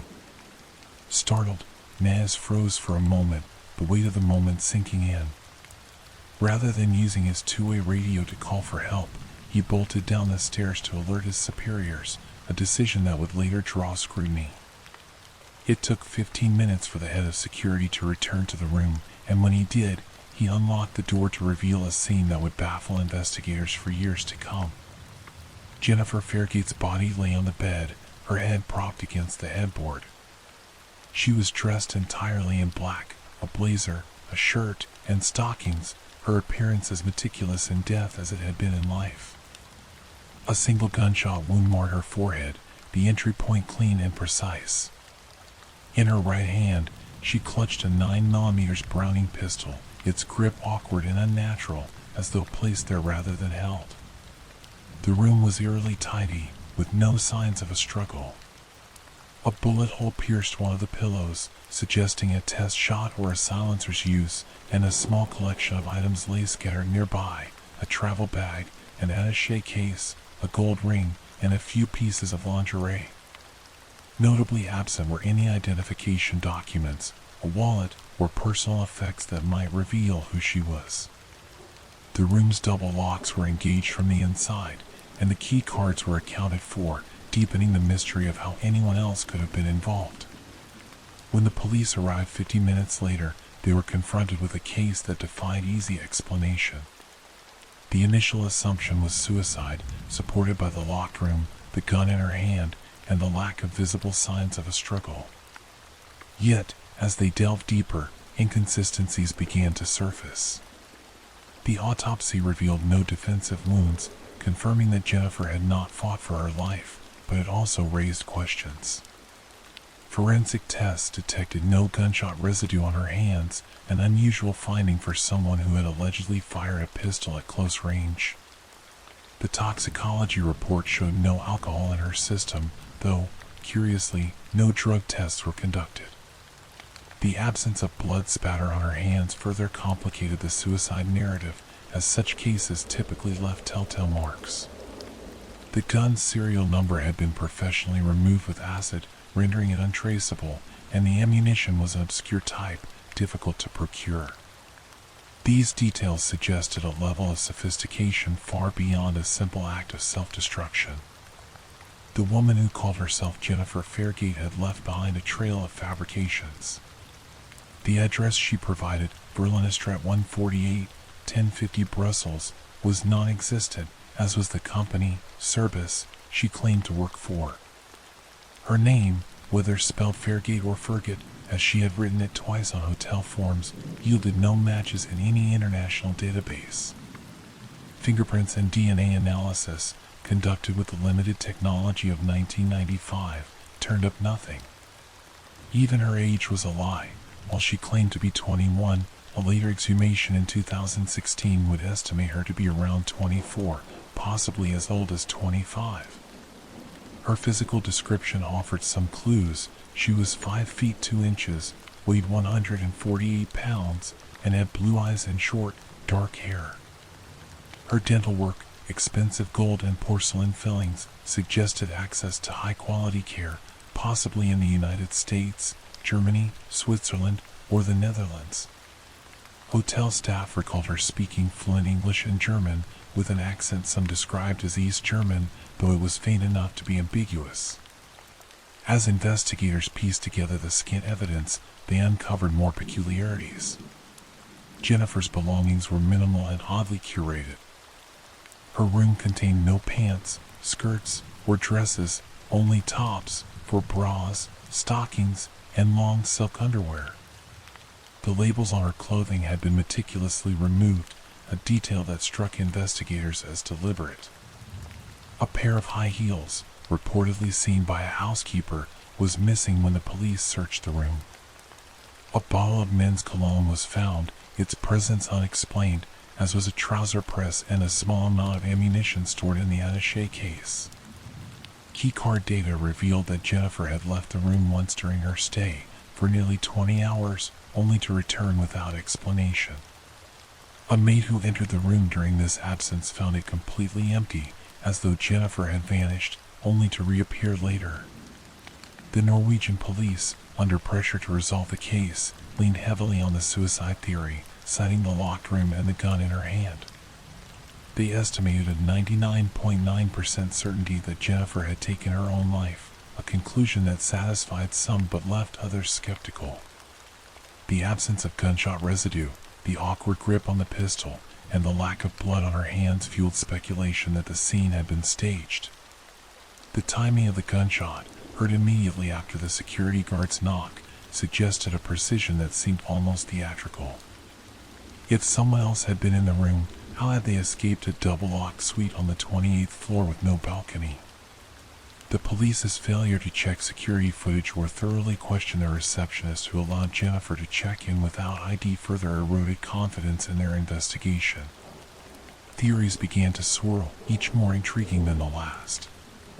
One of the most compelling was that Jennifer was a covert operative, perhaps a spy or intelligence agent. The Isdal Plaza Hotel's status as a hub for political and diplomatic activity made it a plausible setting for espionage. The Cold War had ended only a few years earlier, and Norway's proximity to Russia, coupled with its NATO membership, kept it in the orbit of international intrigue. The removal of clothing labels, the untraceable gun, and Jennifer's elusive behavior, checking in under a false name, providing a fake address, and staying largely confined to a room aligned with the tradecraft of a trained agent. Norwegian intelligence officer Ola Kaldiger, interviewed years later, noted that such practices were standard for operatives seeking to erase their tracks. The presence of men's cologne and the mention of Lois Fairgate, who was never seen, suggested a possible cover story or a partner who had slipped away undetected. The espionage theory gained traction with comparisons to another Norwegian mystery, the case of the Isdal woman, found dead in 1970 under similarly enigmatic circumstances. Like Jennifer, the Isdal woman used multiple aliases, spoke with a German accent, and carried items with removed labels. Her death, officially ruled as suicide, was widely believed to be an assassination, possibly tied to intelligence operations. The parallels were uncanny. Both women were unidentified, both were linked to Belgium through false addresses, and both died in ways that suggested professional intervention. Some speculated that Jennifer was part of a lingering Cold War-era program, perhaps a hairpin operation involving East German women recruited as operatives and based in Belgium. Another theory posited that Jennifer was involved in organized crime, perhaps as a courier or operative for a syndicate engaged in smuggling or trafficking. The untraceable ammunition, the minimal luggage, and the high-end dental work suggested someone with access to resources but operating under strict anonymity. The mention of a Belgian man, dubbed Mr. F by journalists, who was staying on the same floor and left the hotel before the gunshot, added fuel to this hypothesis. Mr. F, when later contacted by Norwegian newspaper Verdens Gang, claimed to know nothing of the incident, but his evasive responses and early departure raised suspicions. Could he have been Lois Fairgate, or someone else entirely? The lack of security footage, destroyed or never collected, left these questions unanswered. A more tragic possibility was that Jennifer was a victim, perhaps a trafficking victim or someone coerced into a dangerous situation. The receptionist's vague recollection of a man accompanying her, described as tall and in his 30s or 40s, suggested a controlling presence. If Jennifer had been under duress, her minimal belongings and false identity could have been a means of erasing her past.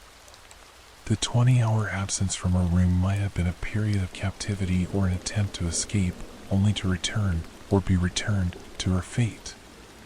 The absence of drug testing and the autopsy left open the possibility that she had been incapacitated, her death staged to look like a suicide.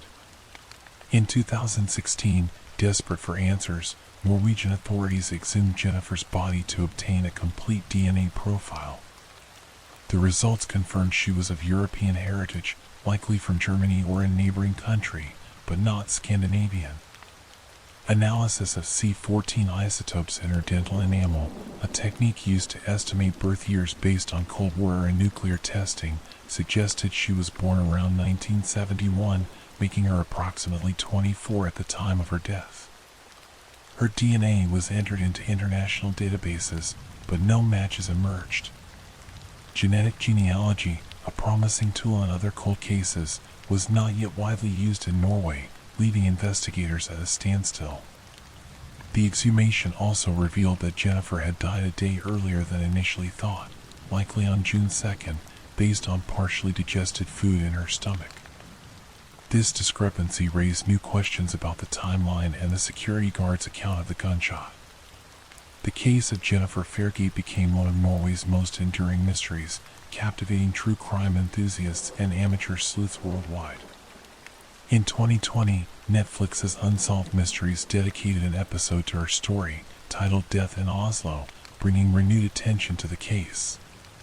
The episode highlighted the inconsistencies in the suicide ruling and shared crime scene photos, including sketches of Jennifer's face, in hopes that someone might recognize her. The show's creators, led by Terry Dunn Muir, revealed additional details cut for time, such as a test demonstrating that the room's double locks could be manipulated from the outside with skill, undermining the suicide theory. A Reddit community dedicated to the case buzzed with theories, from the plausible to the outlandish, as users pored over every detail, from the handwriting on her check-in form to the possibility that Fairgate was an anagram or code. One intriguing lead emerged from the misspelling of her name as Fairgate. Some speculated that it reflected a linguistic quirk, perhaps from the former Yugoslavia, where the English word fair was adopted as fair in phrases like fair pledge, fair play. This theory suggested Jennifer might have ties to the Balkans, her dark clothing and physical features aligning with the region's style in the mid-1990s. Others pointed to her handwriting, noting that the way she wrote numbers resembled German schooling methods, reinforcing the idea that she was from Germany or a nearby country. Despite these clues, no one came forward to claim her, and her true identity remained elusive. The Norwegian police faced criticism for their handling of the case. The failure to secure security footage, question their receptionist thoroughly, or preserve evidence, much of which was destroyed after Jennifer's burial in 1996, hampered later efforts. The decision to rule her death as suicide so quickly, despite the forensic anomalies, struck many as premature. Some even suggested a cover-up, though the public nature of the investigation, conducted in front of journalists, made this unlikely. The police's explanation that evidence was sent to overseas labs countered claims of local tampering, but the lack of transparency left room for doubt. As the years passed, Jennifer Fairgate's story became a haunting reminder of the limits of forensic science and the fragility of identity. She was buried in an anonymous grave, her headstone unmarked, a Jane Doe in a foreign land. Efforts to identify her continued, driven by journalists like Lars Christian Wegner, who traced leads to Belgium and beyond, and by a global community of armchair detectives. Advances in technology, such as genetic genealogy and isotopic analysis, offered hope, but without a breakthrough, the case remained frozen in time. What drove Jennifer to the Oslo Plaza Hotel? Was she a spy, caught in a deadly game of espionage? A criminal operative, betrayed by her associates? Or a lost soul, seeking to erase herself from the world? The truth may lie in the details she left behind, the men's cologne, the missing heels, the untraceable gun, or it may have vanished with her final breath. Until her real name is known, Jennifer Fairgate remains a cipher, a woman whose life and death are a puzzle with no solution.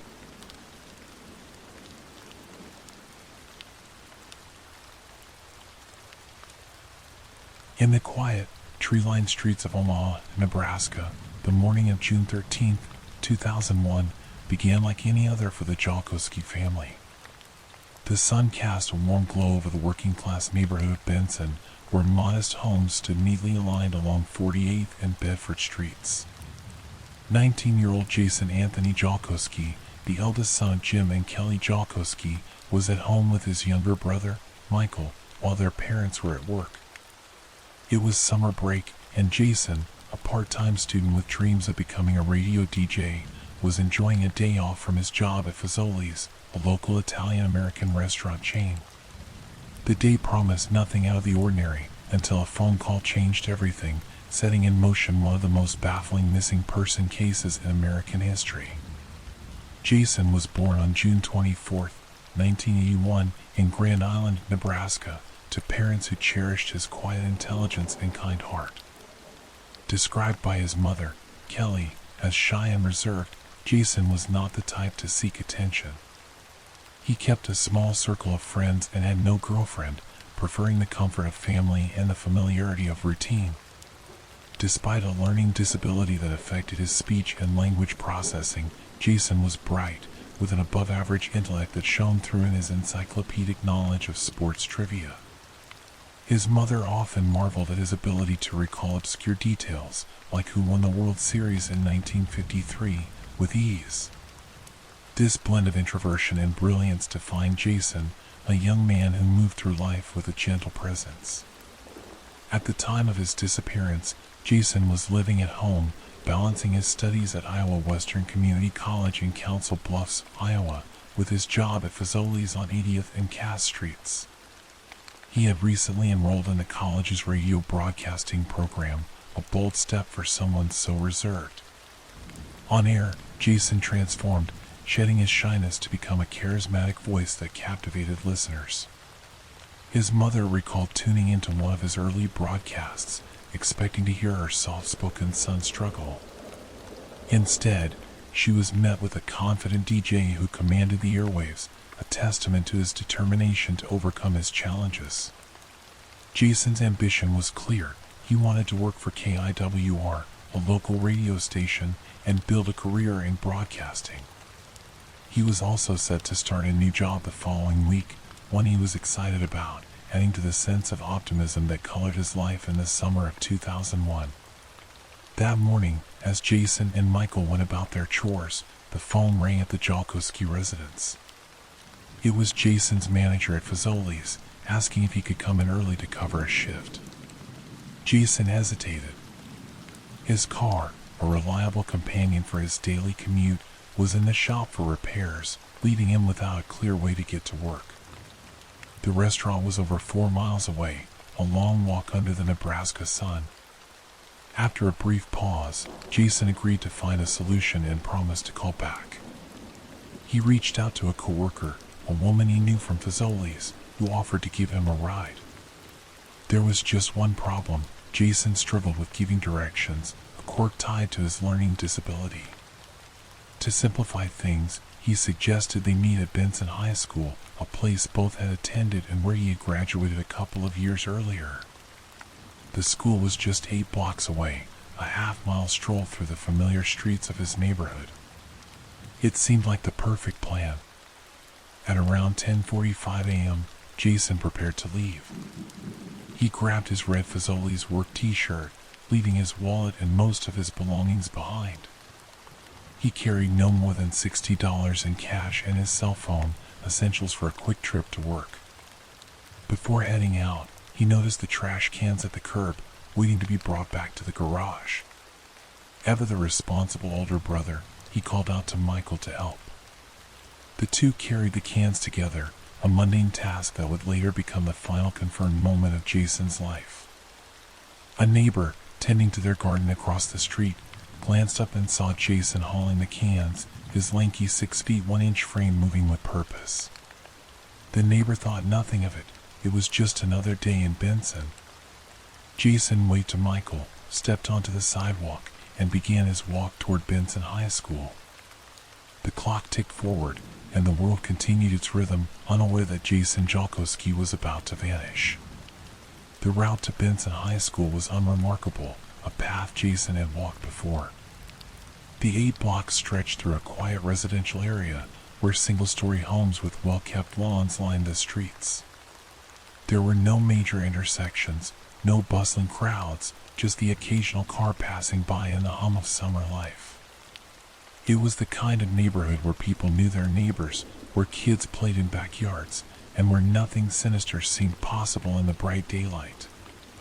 Jason, dressed in a white Chicago Cubs t-shirt, black dress pants, and a blue Cubs cap, blended into the scene, a young man on his way to meet a coworker. The walk should have taken no more than 10 minutes, 15 at most.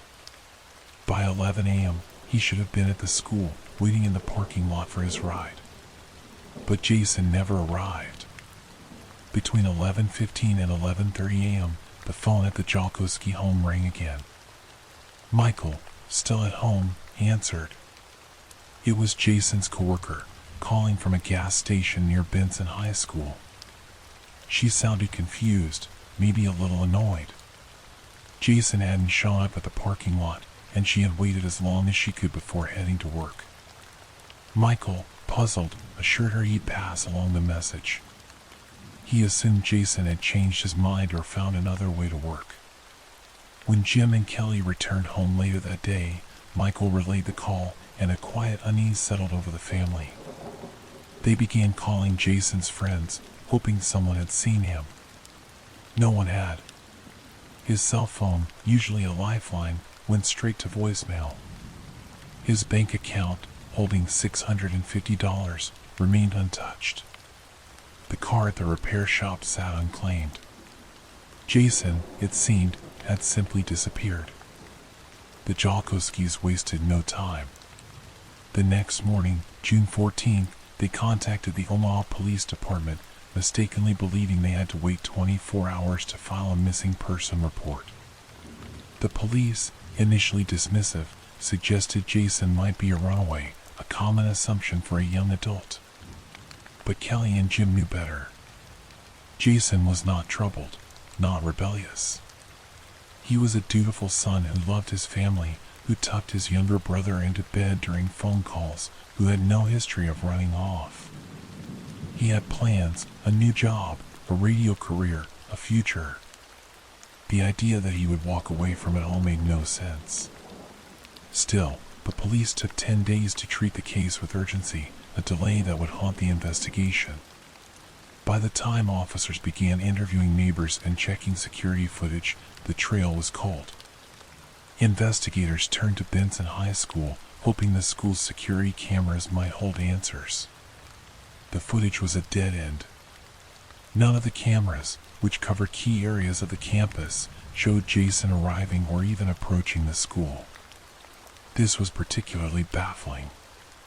The school was close enough that Jason could have reached it in minutes, yet there was no trace of him on tape. Police canvassed the neighborhood, knocking on doors and asking residents if they'd seen a tall, brown-haired young man in a Cubs shirt that morning. No one had. The neighbor who saw Jason with the trash cans remained the last confirmed sighting. The absence of witnesses was eerie. In a neighborhood where people were often outside, how could no one have noticed anything? The investigation widened. Police interviewed Jason's coworkers, friends, and family, searching for any hint of trouble in his life. They found none. Jason was not involved with drugs or alcohol, had no known enemies, and showed no signs of distress. His excitement about his new job and his radio program suggested a young man looking forward, not someone planning to disappear. Detectives checked his bank account, cell phone records, and the auto repair shop. Nothing indicated he had left voluntarily. The $60 he carried was hardly enough to start a new life, and his untouched belongings, including his wallet, suggested he hadn't planned to go far. The lack of evidence was maddening. As one officer later said, it was the most baffling case he'd seen in 30 years. Theories began to emerge, each more speculative than the last. The Jalkowskis and the police leaned toward foul play, convinced Jason's disappearance was not by choice. One possibility was that Jason had been lured into a vehicle by someone he knew or trusted. The neighborhood was tight-knit, and a familiar face, perhaps a neighbor or an acquaintance, could have offered him a ride, exploiting his politeness. Jason, described as unusually courteous, might have felt obligated to accept, especially if the person seemed harmless. Once inside the vehicle, he could have been overpowered or coerced. The daylight setting made this scenario bold, but not impossible. The quiet streets meant fewer witnesses, and a quick abduction could have gone unnoticed. Another theory suggested a crime of opportunity. Someone driving by, a stranger with bad intentions, might have seen Jason walking alone and acted impulsively. This could explain the lack of evidence. A random act would leave no prior connection to trace. Some speculated about a hit-and-run, where a driver accidentally struck Jason and, in panic, hit his body to avoid consequences. But this seemed unlikely. A car accident in broad daylight would have drawn attention, and no one reported hearing a crash or seeing a damaged vehicle. The absence of physical evidence, like blood or debris, further weakened this idea. A more chilling hypothesis pointed to someone in the neighborhood. Online discussions, particularly on forums like Reddit, noted the case's proximity to Jason's home. Could a neighbor have watched him leave, seen an opportunity, and invited him inside under a pretext? The timing was tight. Jason vanished within a 30-minute window, but a local perpetrator would have known the area's rhythms when people were likely to be out or distracted. This theory gained traction because it explained the lack of witnesses. A crime committed close to home could be concealed quickly. Yet, police found no suspects among Jason's neighbors, and searches of nearby properties turned up nothing. The Jalkowskis refused to let their son's case fade. Kelly, in particular, channeled her grief into action. She founded Project Jason, a nonprofit dedicated to supporting families of missing persons and raising awareness about cases like her son's. Through tireless advocacy, she and Jim lobbied the Nebraska legislature, leading to the passage of Jason's Law in 2005. The law created a statewide missing persons database, ensuring faster responses to future cases. Kelly's efforts earned her a Volunteer for Victims award, but her heart remained fixed on finding Jason. She spoke candidly about the toll of his absence, describing the dread that came with every news report of a body found, the hope that it might bring answers, and the pain when it didn't. As weeks turned to months, and months to years, the case grew colder. The Omaha Police Department kept it open, but leads were scarce. In July 2001, another young man, Samuel Sherman, vanished from Omaha under similar circumstances, prompting speculation about a connection. Like Jason, Samuel was 19, lived in the same area, and disappeared without a trace. Police investigated but found no evidence linking the cases, concluding they were likely a tragic coincidence. The lack of progress in Jason's case fueled public fascination, with true crime enthusiasts dissecting every detail online. Some pointed to Omaha's crime rate, which was 2.5 times the national average, suggesting Jason might have stumbled into a dangerous situation. Others wondered if his learning disability made him vulnerable, though Kelly insisted it didn't impair his judgment. The absence of closure weighed heavily on the Jalkowskis. Kelly wrote an open letter to Jason, published years later, pouring out her anguish. "We waited and hoped you'd walk in the door, but that didn't happen. It feels as if it never may end." The family held on to small rituals, like celebrating Jason's birthday each June, imagining the man he might have become. Age-progressed images, released by the National Center for Missing and Exploited Children, showed Jason at 27, then 31, then 36, a haunting reminder of time's passage. Yet, the core mystery remained: how could a 19-year-old vanish in broad daylight, in a safe neighborhood, without a single clue? Speculation persisted about what might have happened. Some theorized Jason fell into an open manhole or construction site, but no such hazards were reported along his route.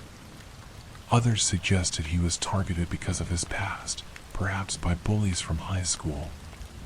Kelly acknowledged Jason had been teased for his speech issues, but there was no evidence of ongoing conflicts. A few online sleuths proposed a connection to his coworker, noting she was the last person expecting to see him. Police cleared her early on, confirming she had no motive and was at work when Jason disappeared. The drug-related violence prevalent in parts of Omaha was another angle, but Jason's clean lifestyle made this seem far-fetched. The most persistent theory, supported by the Jalkowskis, was that someone took him, whether by force or deception, and ensured his body was never found. The case's enduring mystery lies in its simplicity. Jason's disappearance occurred in a narrow window, in a familiar setting, with no apparent reason. The lack of forensic evidence, no blood, no clothing, no witnesses, makes it feel as if he stepped into another dimension. Investigators noted the challenge of solving stranger abductions, especially without physical traces. If Jason was taken by someone who blended into the neighborhood, the perpetrator was meticulous, leaving no mistakes for police to exploit. The delay in the initial investigation didn't help. Those first 24 hours, now recognized as critical, were lost to assumptions about runaways. By 2025, over 2 decades after Jason vanished, the case remained open but stagnant. The Omaha Police Department still welcomed tips, though none had broken the case. Project Jason continued its mission, distributing over 50,000 missing persons flyers since 2003, a testament to the Jalkowskis' resolve. Kelly and Jim held current for a living, their pain unspoken but ever present. They held on to hope, however faint, that answers might come. The community, too, remembered Jason, with vigils and memorials marking the anniversaries of his disappearance. Benson, once a place of comfort, became a reminder of loss, its quiet streets now tinged with unease. Jason's story resonated far beyond Omaha, touching true crime readers and listeners worldwide. Its stark lack of resolution made it a pet case for many, a puzzle that refused to yield. The Charlie Project, a database of missing persons, detailed Jason's case among thousands, amplifying its reach. His disappearance highlighted systemic issues, like the initial police dismissal and the myth of a mandatory 24-hour waiting period, which Kelly's advocacy helped reform. Yet, for all the awareness raised, the central question persisted: what happened to Jason Jalkowski? Theories, no matter how plausible, remained just that, theories. The neighbor who saw him last stood by their account, unwavering. The co-worker's call, the untouched bank account, the silent cell phone, all were facts, but they led nowhere. The Jalkowskis' faith in Jason's character, their certainty that he would not abandon them, anchored their search. They described him as a son who loved his family above all, who lived with purpose and kindness.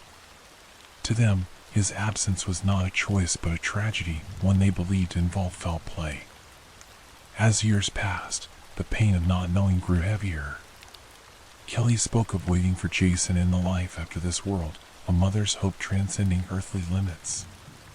The Benson neighborhood carried on, its residents haunted by the mystery in their midst. For Jim, Kelly, and Michael, life was forever altered, marked by a void where Jason should have been. His laughter, his sports trivia, his dreams of the radio, all were memories now, preserved in the love of a family that refused to forget. The vanishing of Jason Jalkowski remains a wound that time cannot heal, a story without an ending. It is a reminder of how quickly life can change, how a single moment can ripple into eternity. Somewhere, perhaps, the truth lies hidden in the memory of a passerby, the conscience of a perpetrator, or the shadows of a quiet street. Until that truth emerges, Jason's name endures, carried by those who seek justice, who hold vigil for a young man who walked out one morning and never came home.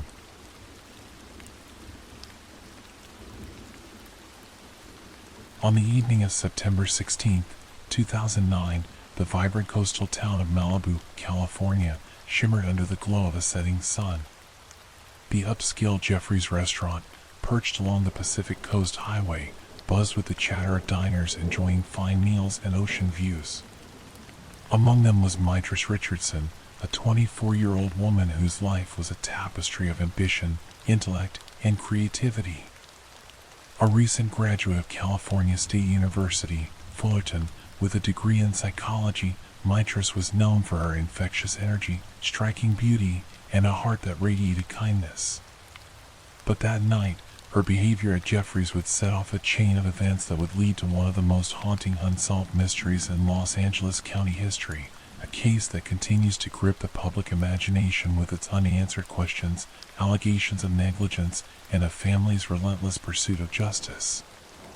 Mitrice LaVaughn Richardson was born on April 30, 1985, in Los Angeles, California, to parents Latice Sutton and Michael Richardson, who were high school sweethearts navigating the challenges of young parenthood.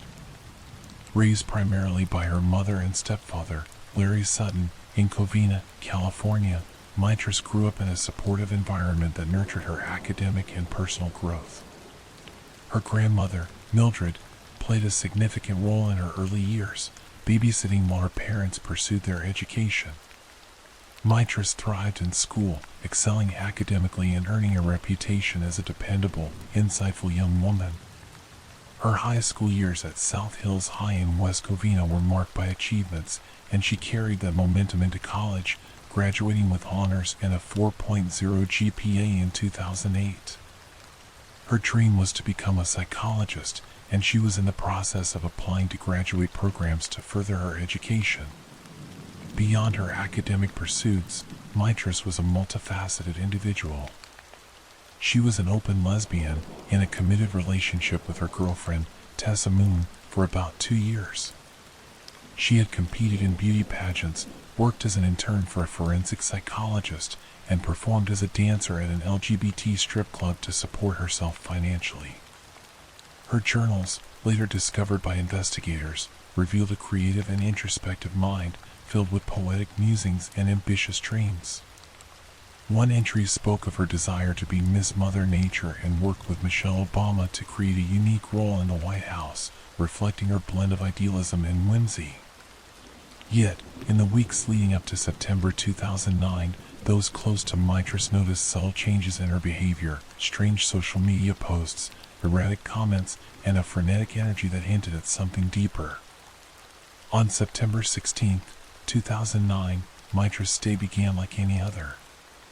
She worked a morning shift at a freight company in Santa Fe Springs, where colleagues described her as upbeat and excited. Around lunchtime, she left work, telling coworkers she was going to eat, but she never returned, an unusual break from her typically responsible nature. She stopped by her aunt's house in Inglewood, leaving business cards and a cryptic note signed, "Who is Queen now, Mississippi?" Later, she called her grandmother, Mildred, to say she was heading to Malibu for dinner instead of their usual plans. Surveillance footage captured her arriving in Malibu just after 7 p.m., sitting in her car to watch the sunset before heading to Jeffrey's restaurant. At Jeffrey's, Mitrice's behavior quickly drew attention. She approached a group of diners, charming them into letting her join their table, but her conversation was disjointed. She spoke of being from Mars, referenced Michael Jackson's death, and made cryptic remarks about astrology and divine messages. The staff noted her ordering a $65 Kobe steak and an Ocean Breeze cocktail, racking up an $89 tab. When it came time to pay, Mitrice admitted she couldn't cover the bill. The valet reported finding her in his personal car, speaking nonsensically about avenging Michael Jackson. Concerned for her safety, the restaurant manager decided to call the Los Angeles County Sheriff's Department, not primarily for the unpaid bill but because he believed Mitrice was in distress and unfit to drive. Deputies from the Malibu/Lost Hills Sheriff's Station arrived around 9 p.m. They administered a field sobriety test, which Mitrice passed, having consumed only one cocktail. A search of her Honda Civic revealed a small amount of marijuana, prescription bottles, and an inhaler. Despite her erratic behavior, the deputies reported that Mitrice denied having any health issues. Deputy Armando Lorero, who was nearing the end of a double shift, made the decision to arrest her. Initially booked on a felony burglary charge, the charges were later reduced to a misdemeanor for defrauding an innkeeper in possession of less than an ounce of marijuana. Her car was impounded, and her phone, wallet, and other belongings were locked inside, leaving her with only the clothes on her back, a shirt, jeans, a brown hat, a pink belt, and Vans sneakers. Mitrice was transported to the Lost Hills Sheriff's Station, a remote facility in Agora, about 10 miles from Jeffrey's. Around 10 p.m., her mother, Latice Sutton, learned of the arrest and called the station, expressing concern for her daughter's well-being.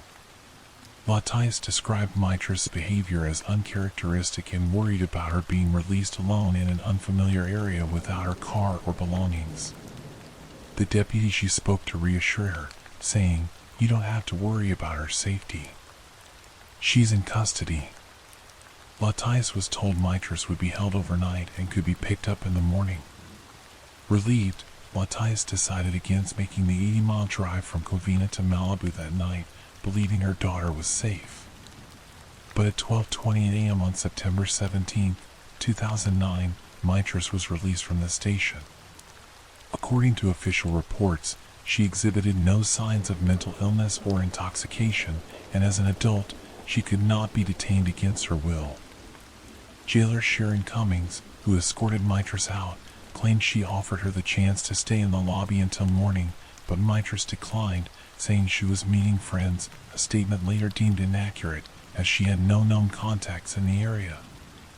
Security footage showed Mitrice pulling on the cell's steel mesh sides before her release, a behavior that seemed odd but was not documented as a cause for concern. The footage also captured her slipping out a side door into the dark, with no money, phone, or means of transportation. The decision to release Mitrice alone into the night would become the cornerstone of the controversy surrounding her case. Her mother's pleas had been ignored, and the station's claim that Mitrice was fine clashed with the reports of her bizarre behavior at Jeffries. Compounding the issue, the station's pay phone, which Mitrice was supposedly escorted to use, was later found to be non-functional.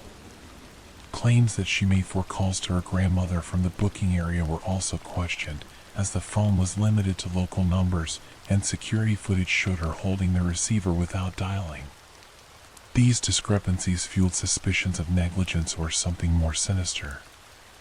At 6:30 a.m., a retired KTLA news anchor, Bill Smith, reported seeing a woman matching Mitrice's description in his backyard in Monte Nido, about 6 miles from the station. She was sitting on his porch, appearing to be resting. When Smith asked if she was okay, she responded calmly before disappearing. He called the sheriff's department, but by the time deputies arrived, she was gone. A scent dog traced Mitrice's path from Smith's home to a neighbor's property, where footsteps believed to be hers were found, but the trail went cold along a road. This sighting was the last confirmed trace of Mitrice alive. Latice, unaware of her daughter's release, called the station again around 12:45 a.m. to check on her. Stunned to learn Mitrice had been let go, she attempted to file a missing persons report, only to be told she had to wait 24 hours. The family's frustration grew as they grappled with the sheriff's department's apparent indifference. Mitrice's disappearance sparked immediate concern, given her lack of resources and the remote, rugged terrain surrounding the station. Her journals, later recovered from her impounded car, revealed erratic entries and signs of sleep deprivation, suggesting she may have been experiencing a bipolar episode. Investigators noted evidence in her diaries and text messages indicating she had been awake for up to 5 nights, a state that could have exacerbated a mental health crisis. The Los Angeles County Sheriff's Department launched a search, but early efforts were criticized as inadequate. On January 9, 2010, they conducted one of their largest searches ever, covering 18 square miles of Malibu Canyon with over 300 volunteers, air support, and ground teams. Despite the scale, no trace of Mitrice was found. Her family, supported by advocates like Dr. Rhonda Hampton, a clinical psychologist and mentor to Mitrice, pressed for answers. Hampton, who had noticed Mitrice's strange behavior in the weeks prior, became a vocal critic of the sheriff's department, alleging negligence and a possible cover-up. She pointed to inconsistencies, such as the non-functional pay phone and the withheld security footage, which the station captain reportedly kept in his desk for months while denying its existence. As months passed, Mitrice's case gained national attention, appearing on the cover of People magazine in November 2009 and later on the investigation Discovery show Disappeared. Her family's anguish was palpable. Latice struggled with guilt for not driving to the station that night, while Michael Richardson tirelessly sought justice, writing letters to officials like then Attorney General Kamala Harris. The case also resonated with the black community, who saw parallels with other cases of black women dying in police custody, raising questions about systemic bias and inadequate mental health protocols. On August 9, 2010, nearly 11 months after Mitrice vanished, state park rangers searching an abandoned marijuana farm in Dark Canyon, about 6 miles from the Lost Hills station, made a grim discovery: a human skull with curls of dark hair, surrounded by skeletal remains. Dental records confirmed they belonged to Mitrice.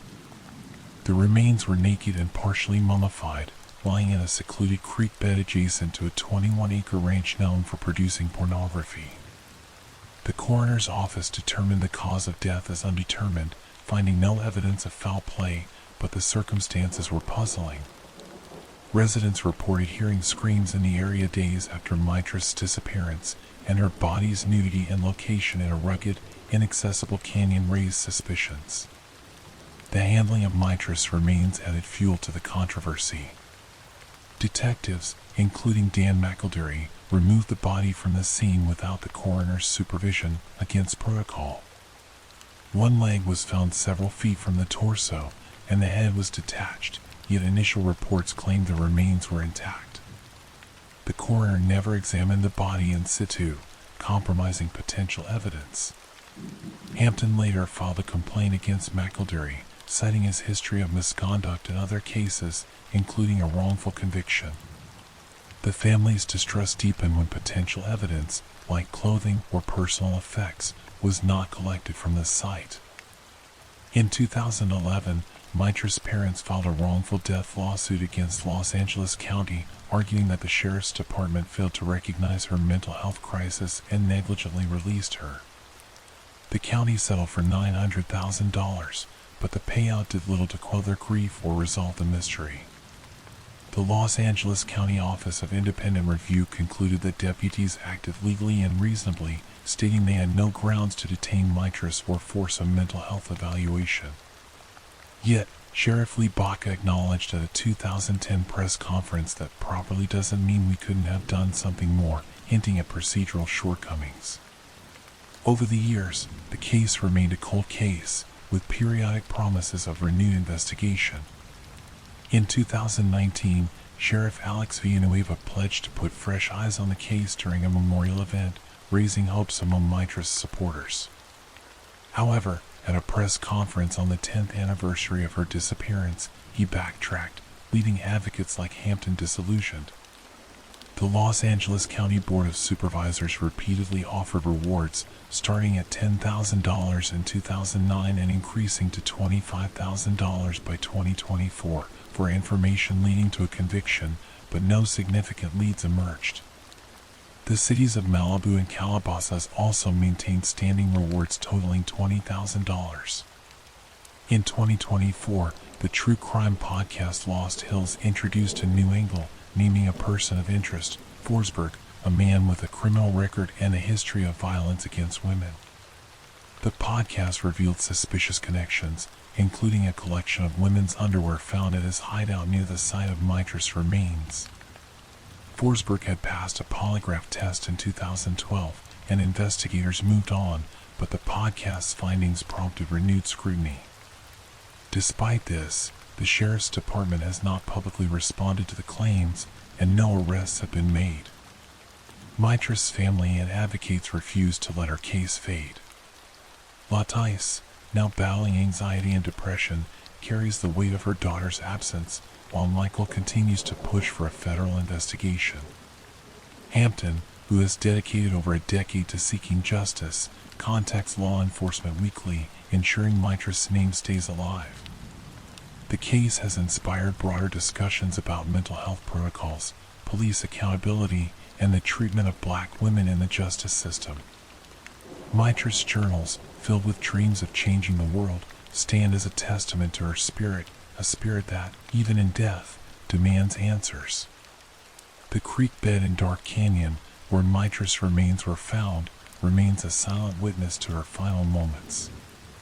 Did she wander into the wilderness alone, succumbing to the elements during a mental health crisis? Or was there foul play, obscured by a flawed investigation and institutional indifference? The truth remains elusive, but for those who loved Mitrice, the fight for justice is far from over. Her story is a haunting reminder that sometimes the systems meant to protect us can fail in the most devastating ways, leading families to pick up the pieces and a community to wonder what might have been.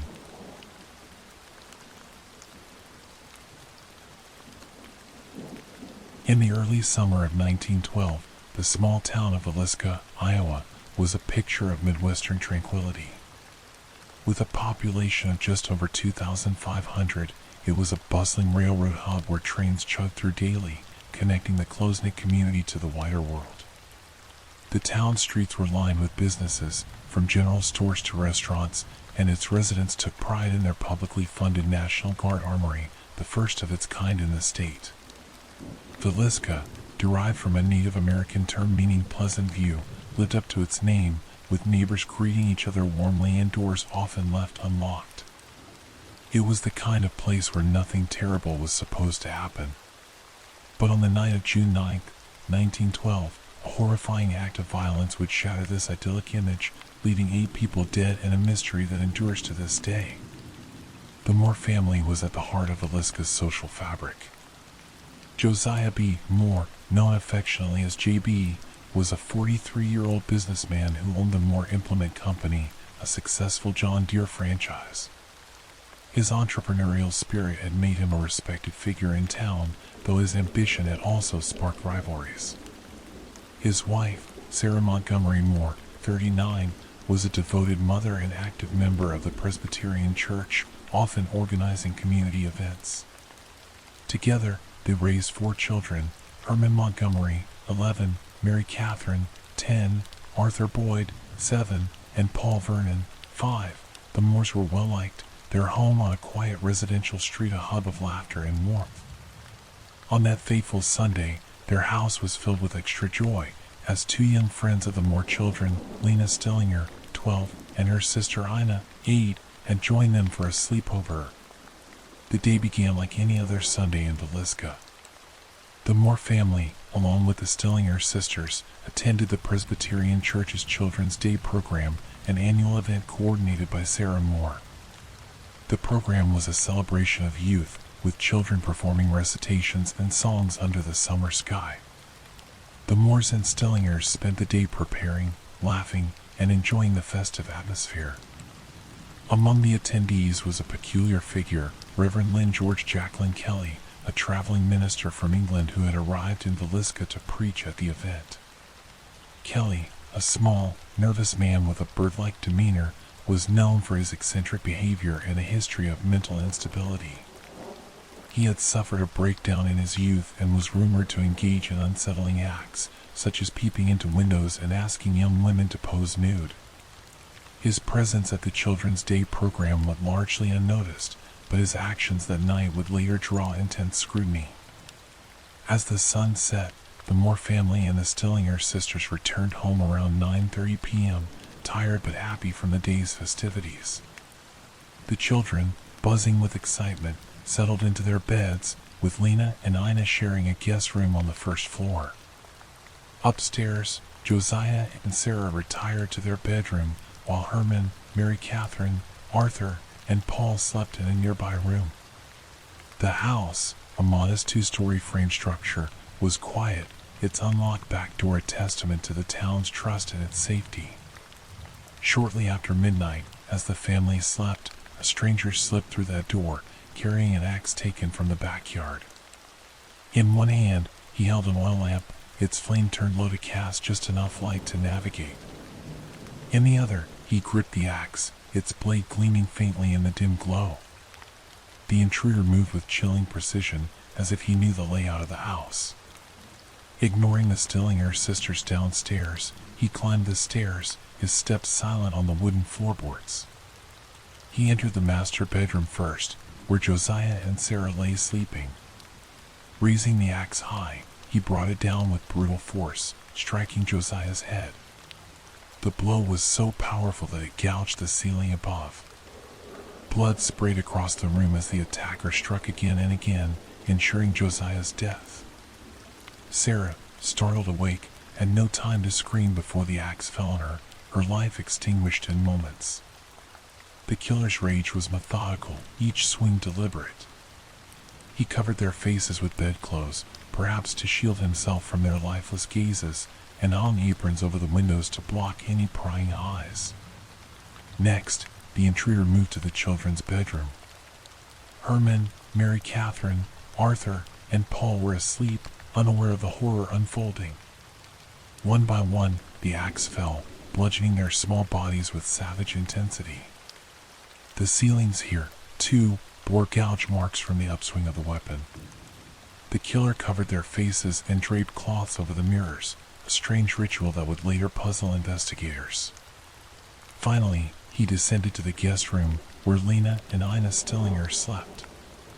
Lena, perhaps awakened by a sound, showed signs of resistance. A defensive wound on her arm suggested she had tried to fend off her attacker. But her efforts were futile. The axe struck her and her sister, leaving them lifeless in their bed. The killer's work was done, but he lingered in the house, leaving behind a scene both chaotic and eerily staged. A slab of raw bacon, inexplicably taken from the kitchen, lay on the floor. A bowl of bloody water sat on a table, as if the murderer had washed his hands. He wiped the axe clean and left it leaning against a wall. Before departing, he locked the front door, taking the house keys with him, and vanished into the night. The once vibrant Moore home was now a tomb, its silence broken only by the distant whistle of a passing train. The next morning, June 10th, 1912, the town awoke to a day that would change it forever. Mary Peckham, the Moore's neighbor, grew concerned when she noticed the family hadn't emerged for their morning chores. The house was unusually still, no children playing, no clatter of breakfast preparations. At around 7 a.m., she knocked on the door, but no one answered. She tried the handle, only to find it locked. Alarmed, she let the Moore's chickens out of their coop and called Ross Moore, Josiah's brother. Ross arrived, shouting and knocking, but the house remained silent. Using his own key, he unlocked the front door and stepped inside, with Mary waiting on the porch. In the parlor, he opened the guest bedroom door and froze. The bodies of Lena and Ina Stillinger lay on the bed, their faces covered, blood soaking the sheets. Ross stumbled back, his voice trembling as he told Mary to call Henry Hank Horton, Villisca's primary peace officer. Horton arrived quickly, his heart sinking as he entered the house. Room by room, he uncovered the full extent of the tragedy. The Moore family, Josiah, Sarah, and their 4 children, lay dead, their heads crushed by brutal blows. The Stillinger sisters, guests in the home, had suffered the same fate. Blood stained the walls and floors, and the air was thick with the metallic scent of death. Horton, overwhelmed, called for the sheriff and coroner, but the news spread faster than he could control.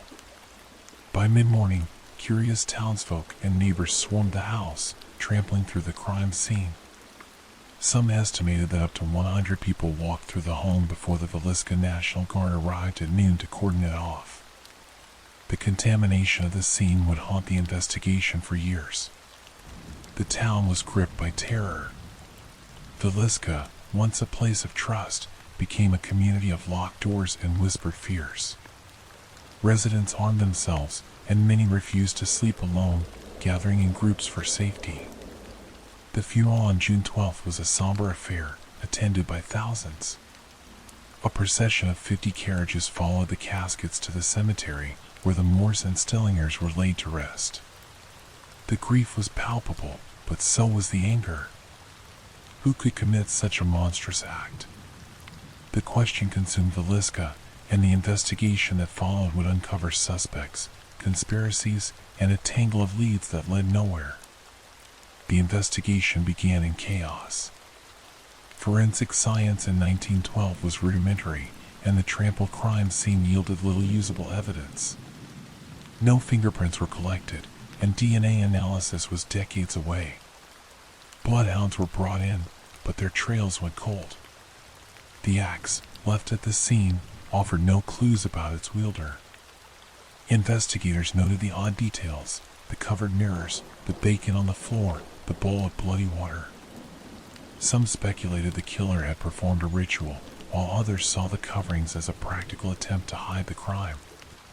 Muddy footprints leading to a nearby barn suggested the killer had fled on foot, but no witnesses reported seeing a stranger that night.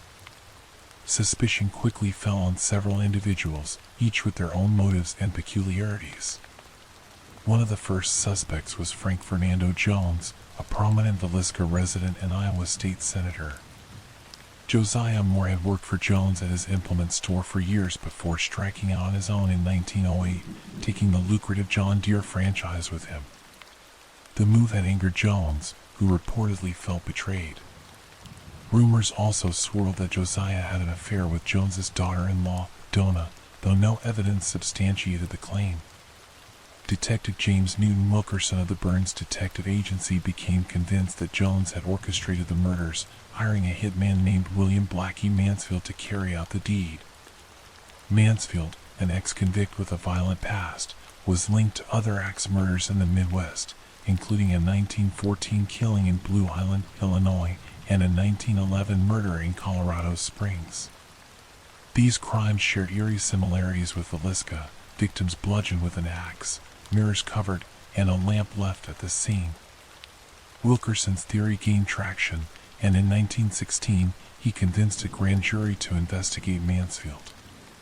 However, payroll records placed Mansfield in Illinois at the time of the Villisca murders, providing a solid alibi. He was released, later winning a $2,225 lawsuit against Wilkerson for false accusations. Some in Villisca believed Jones had used his influence to secure Mansfield's release, fueling a conspiracy theory that persisted for decades. Another suspect was Reverend Lynn George Kelly, whose odd behavior made him a prime target. Kelly had been in Villisca on the night of the murders, preaching at the Children's Day program. He left town early the next morning, between 5 o'clock and 5:50 a.m., hours before the bodies were discovered. Witnesses later claimed that Kelly, while boarding a train, spoke of 8 dead souls in Villisca, a statement that seemed impossible unless he had insider knowledge. In the weeks that followed, Kelly's obsession with the case grew. He wrote rambling letters to investigators, police, and the victims' families, even returning to Villisca to tour the murder house while posing as a Scotland Yard detective. His past was troubling, a history of mental illness, convictions for sending obscene letters, and allegations of peeping and inappropriate behavior toward young women. In 1917, after intense interrogation, Kelly signed a confession, claiming God had instructed him to slay utterly the Moore family and the Stillingers. He described killing the children upstairs first, then those downstairs, a detail that matched the crime scene. But Kelly soon recanted, and his confession was deemed unreliable, possibly coerced. His first trial ended in a hung jury, with 11 jurors voting for acquittal. A second trial in November 1917 resulted in his acquittal, as the jury found insufficient evidence to convict. Kelly's strange demeanor and incriminating statements made him a compelling suspect, but his physical frailty, standing at 5 feet 2 inches and weighing just 118 pounds, raised doubts about his ability to wield an axe with such force. A third theory pointed to a transient serial killer, a hypothesis that gained traction as investigators uncovered similar crimes across the Midwest. Between 1911 and 1912, a string of axe murders bore striking resemblances to Villisca. In September 1911, a family of 6 was killed in Colorado Springs, their heads covered and windows draped. Days before Villisca, a family was murdered in Paola, Kansas, with similar staging. Other cases in Ellsworth, Kansas, and Monmouth, Illinois, suggested a killer traveling by rail, striking near train tracks and vanishing without a trace. Special Agent Matthew McClotry of the Justice Department's Bureau of Investigation, a precursor to the FBI, noted the pattern in 1913, theorizing that a single perpetrator was responsible. Some pointed to Henry Lee Moore, no relation to the victims, a convicted axe murderer who killed his mother and grandmother in 1912, months after Villisca. His crimes shared similarities, but no direct evidence linked him to Iowa. The man from the train, as later dubbed by author Bill James, remained a shadowy figure, his identity unknown. Other suspects emerged briefly but faded under scrutiny. Andy Sawyer, a transient who spoke obsessively about the murders and slept with an axe, was investigated but cleared when records showed he was arrested in Osceola, Iowa, on the night of the crime. Local gossip pointed to personal grudges, but no credible evidence surfaced. The investigation, hampered by limited forensic tools and public pressure, grew increasingly desperate. Grand juries convened, witnesses testified, and theories multiplied, but no one was convicted. The case went cold, leading Villisca to grapple with its unanswered questions. The Moore House, once a symbol of community, became a haunting reminder of the tragedy. In the 1990s, historians Martha and Gavin Lynn restored it to its 1912 state, preserving its grim history. Today, the Villisca Axe Murder House is a museum and tourist attraction, drawing true crime enthusiasts and paranormal investigators. Visitors report eerie sounds, cold spots, and ghostly apparitions, believing the spirits of the victims linger. The house, listed on the National Register of Historic Places, stands as a testament to the town's enduring wound. The Villisca Axe murders remain one of America's most perplexing unsolved mysteries. The brutality of the crime, the absence of a clear motive, and the failure to identify the killer have kept the case alive in the public imagination. Was it a personal vendetta, orchestrated by a powerful figure like Frank Jones? Did Reverend Kelly, driven by madness, commit the act and escape justice? Or was it the work of a nomadic killer, slipping through the Midwest rail network? The answers lie buried in the past, locked within the walls of the silent white house on that quiet Iowa street. For the people of Villisca, the murders are more than a historical footnote. They are a scar that never fully healed, a reminder that even in the safest of places, darkness can strike without warning.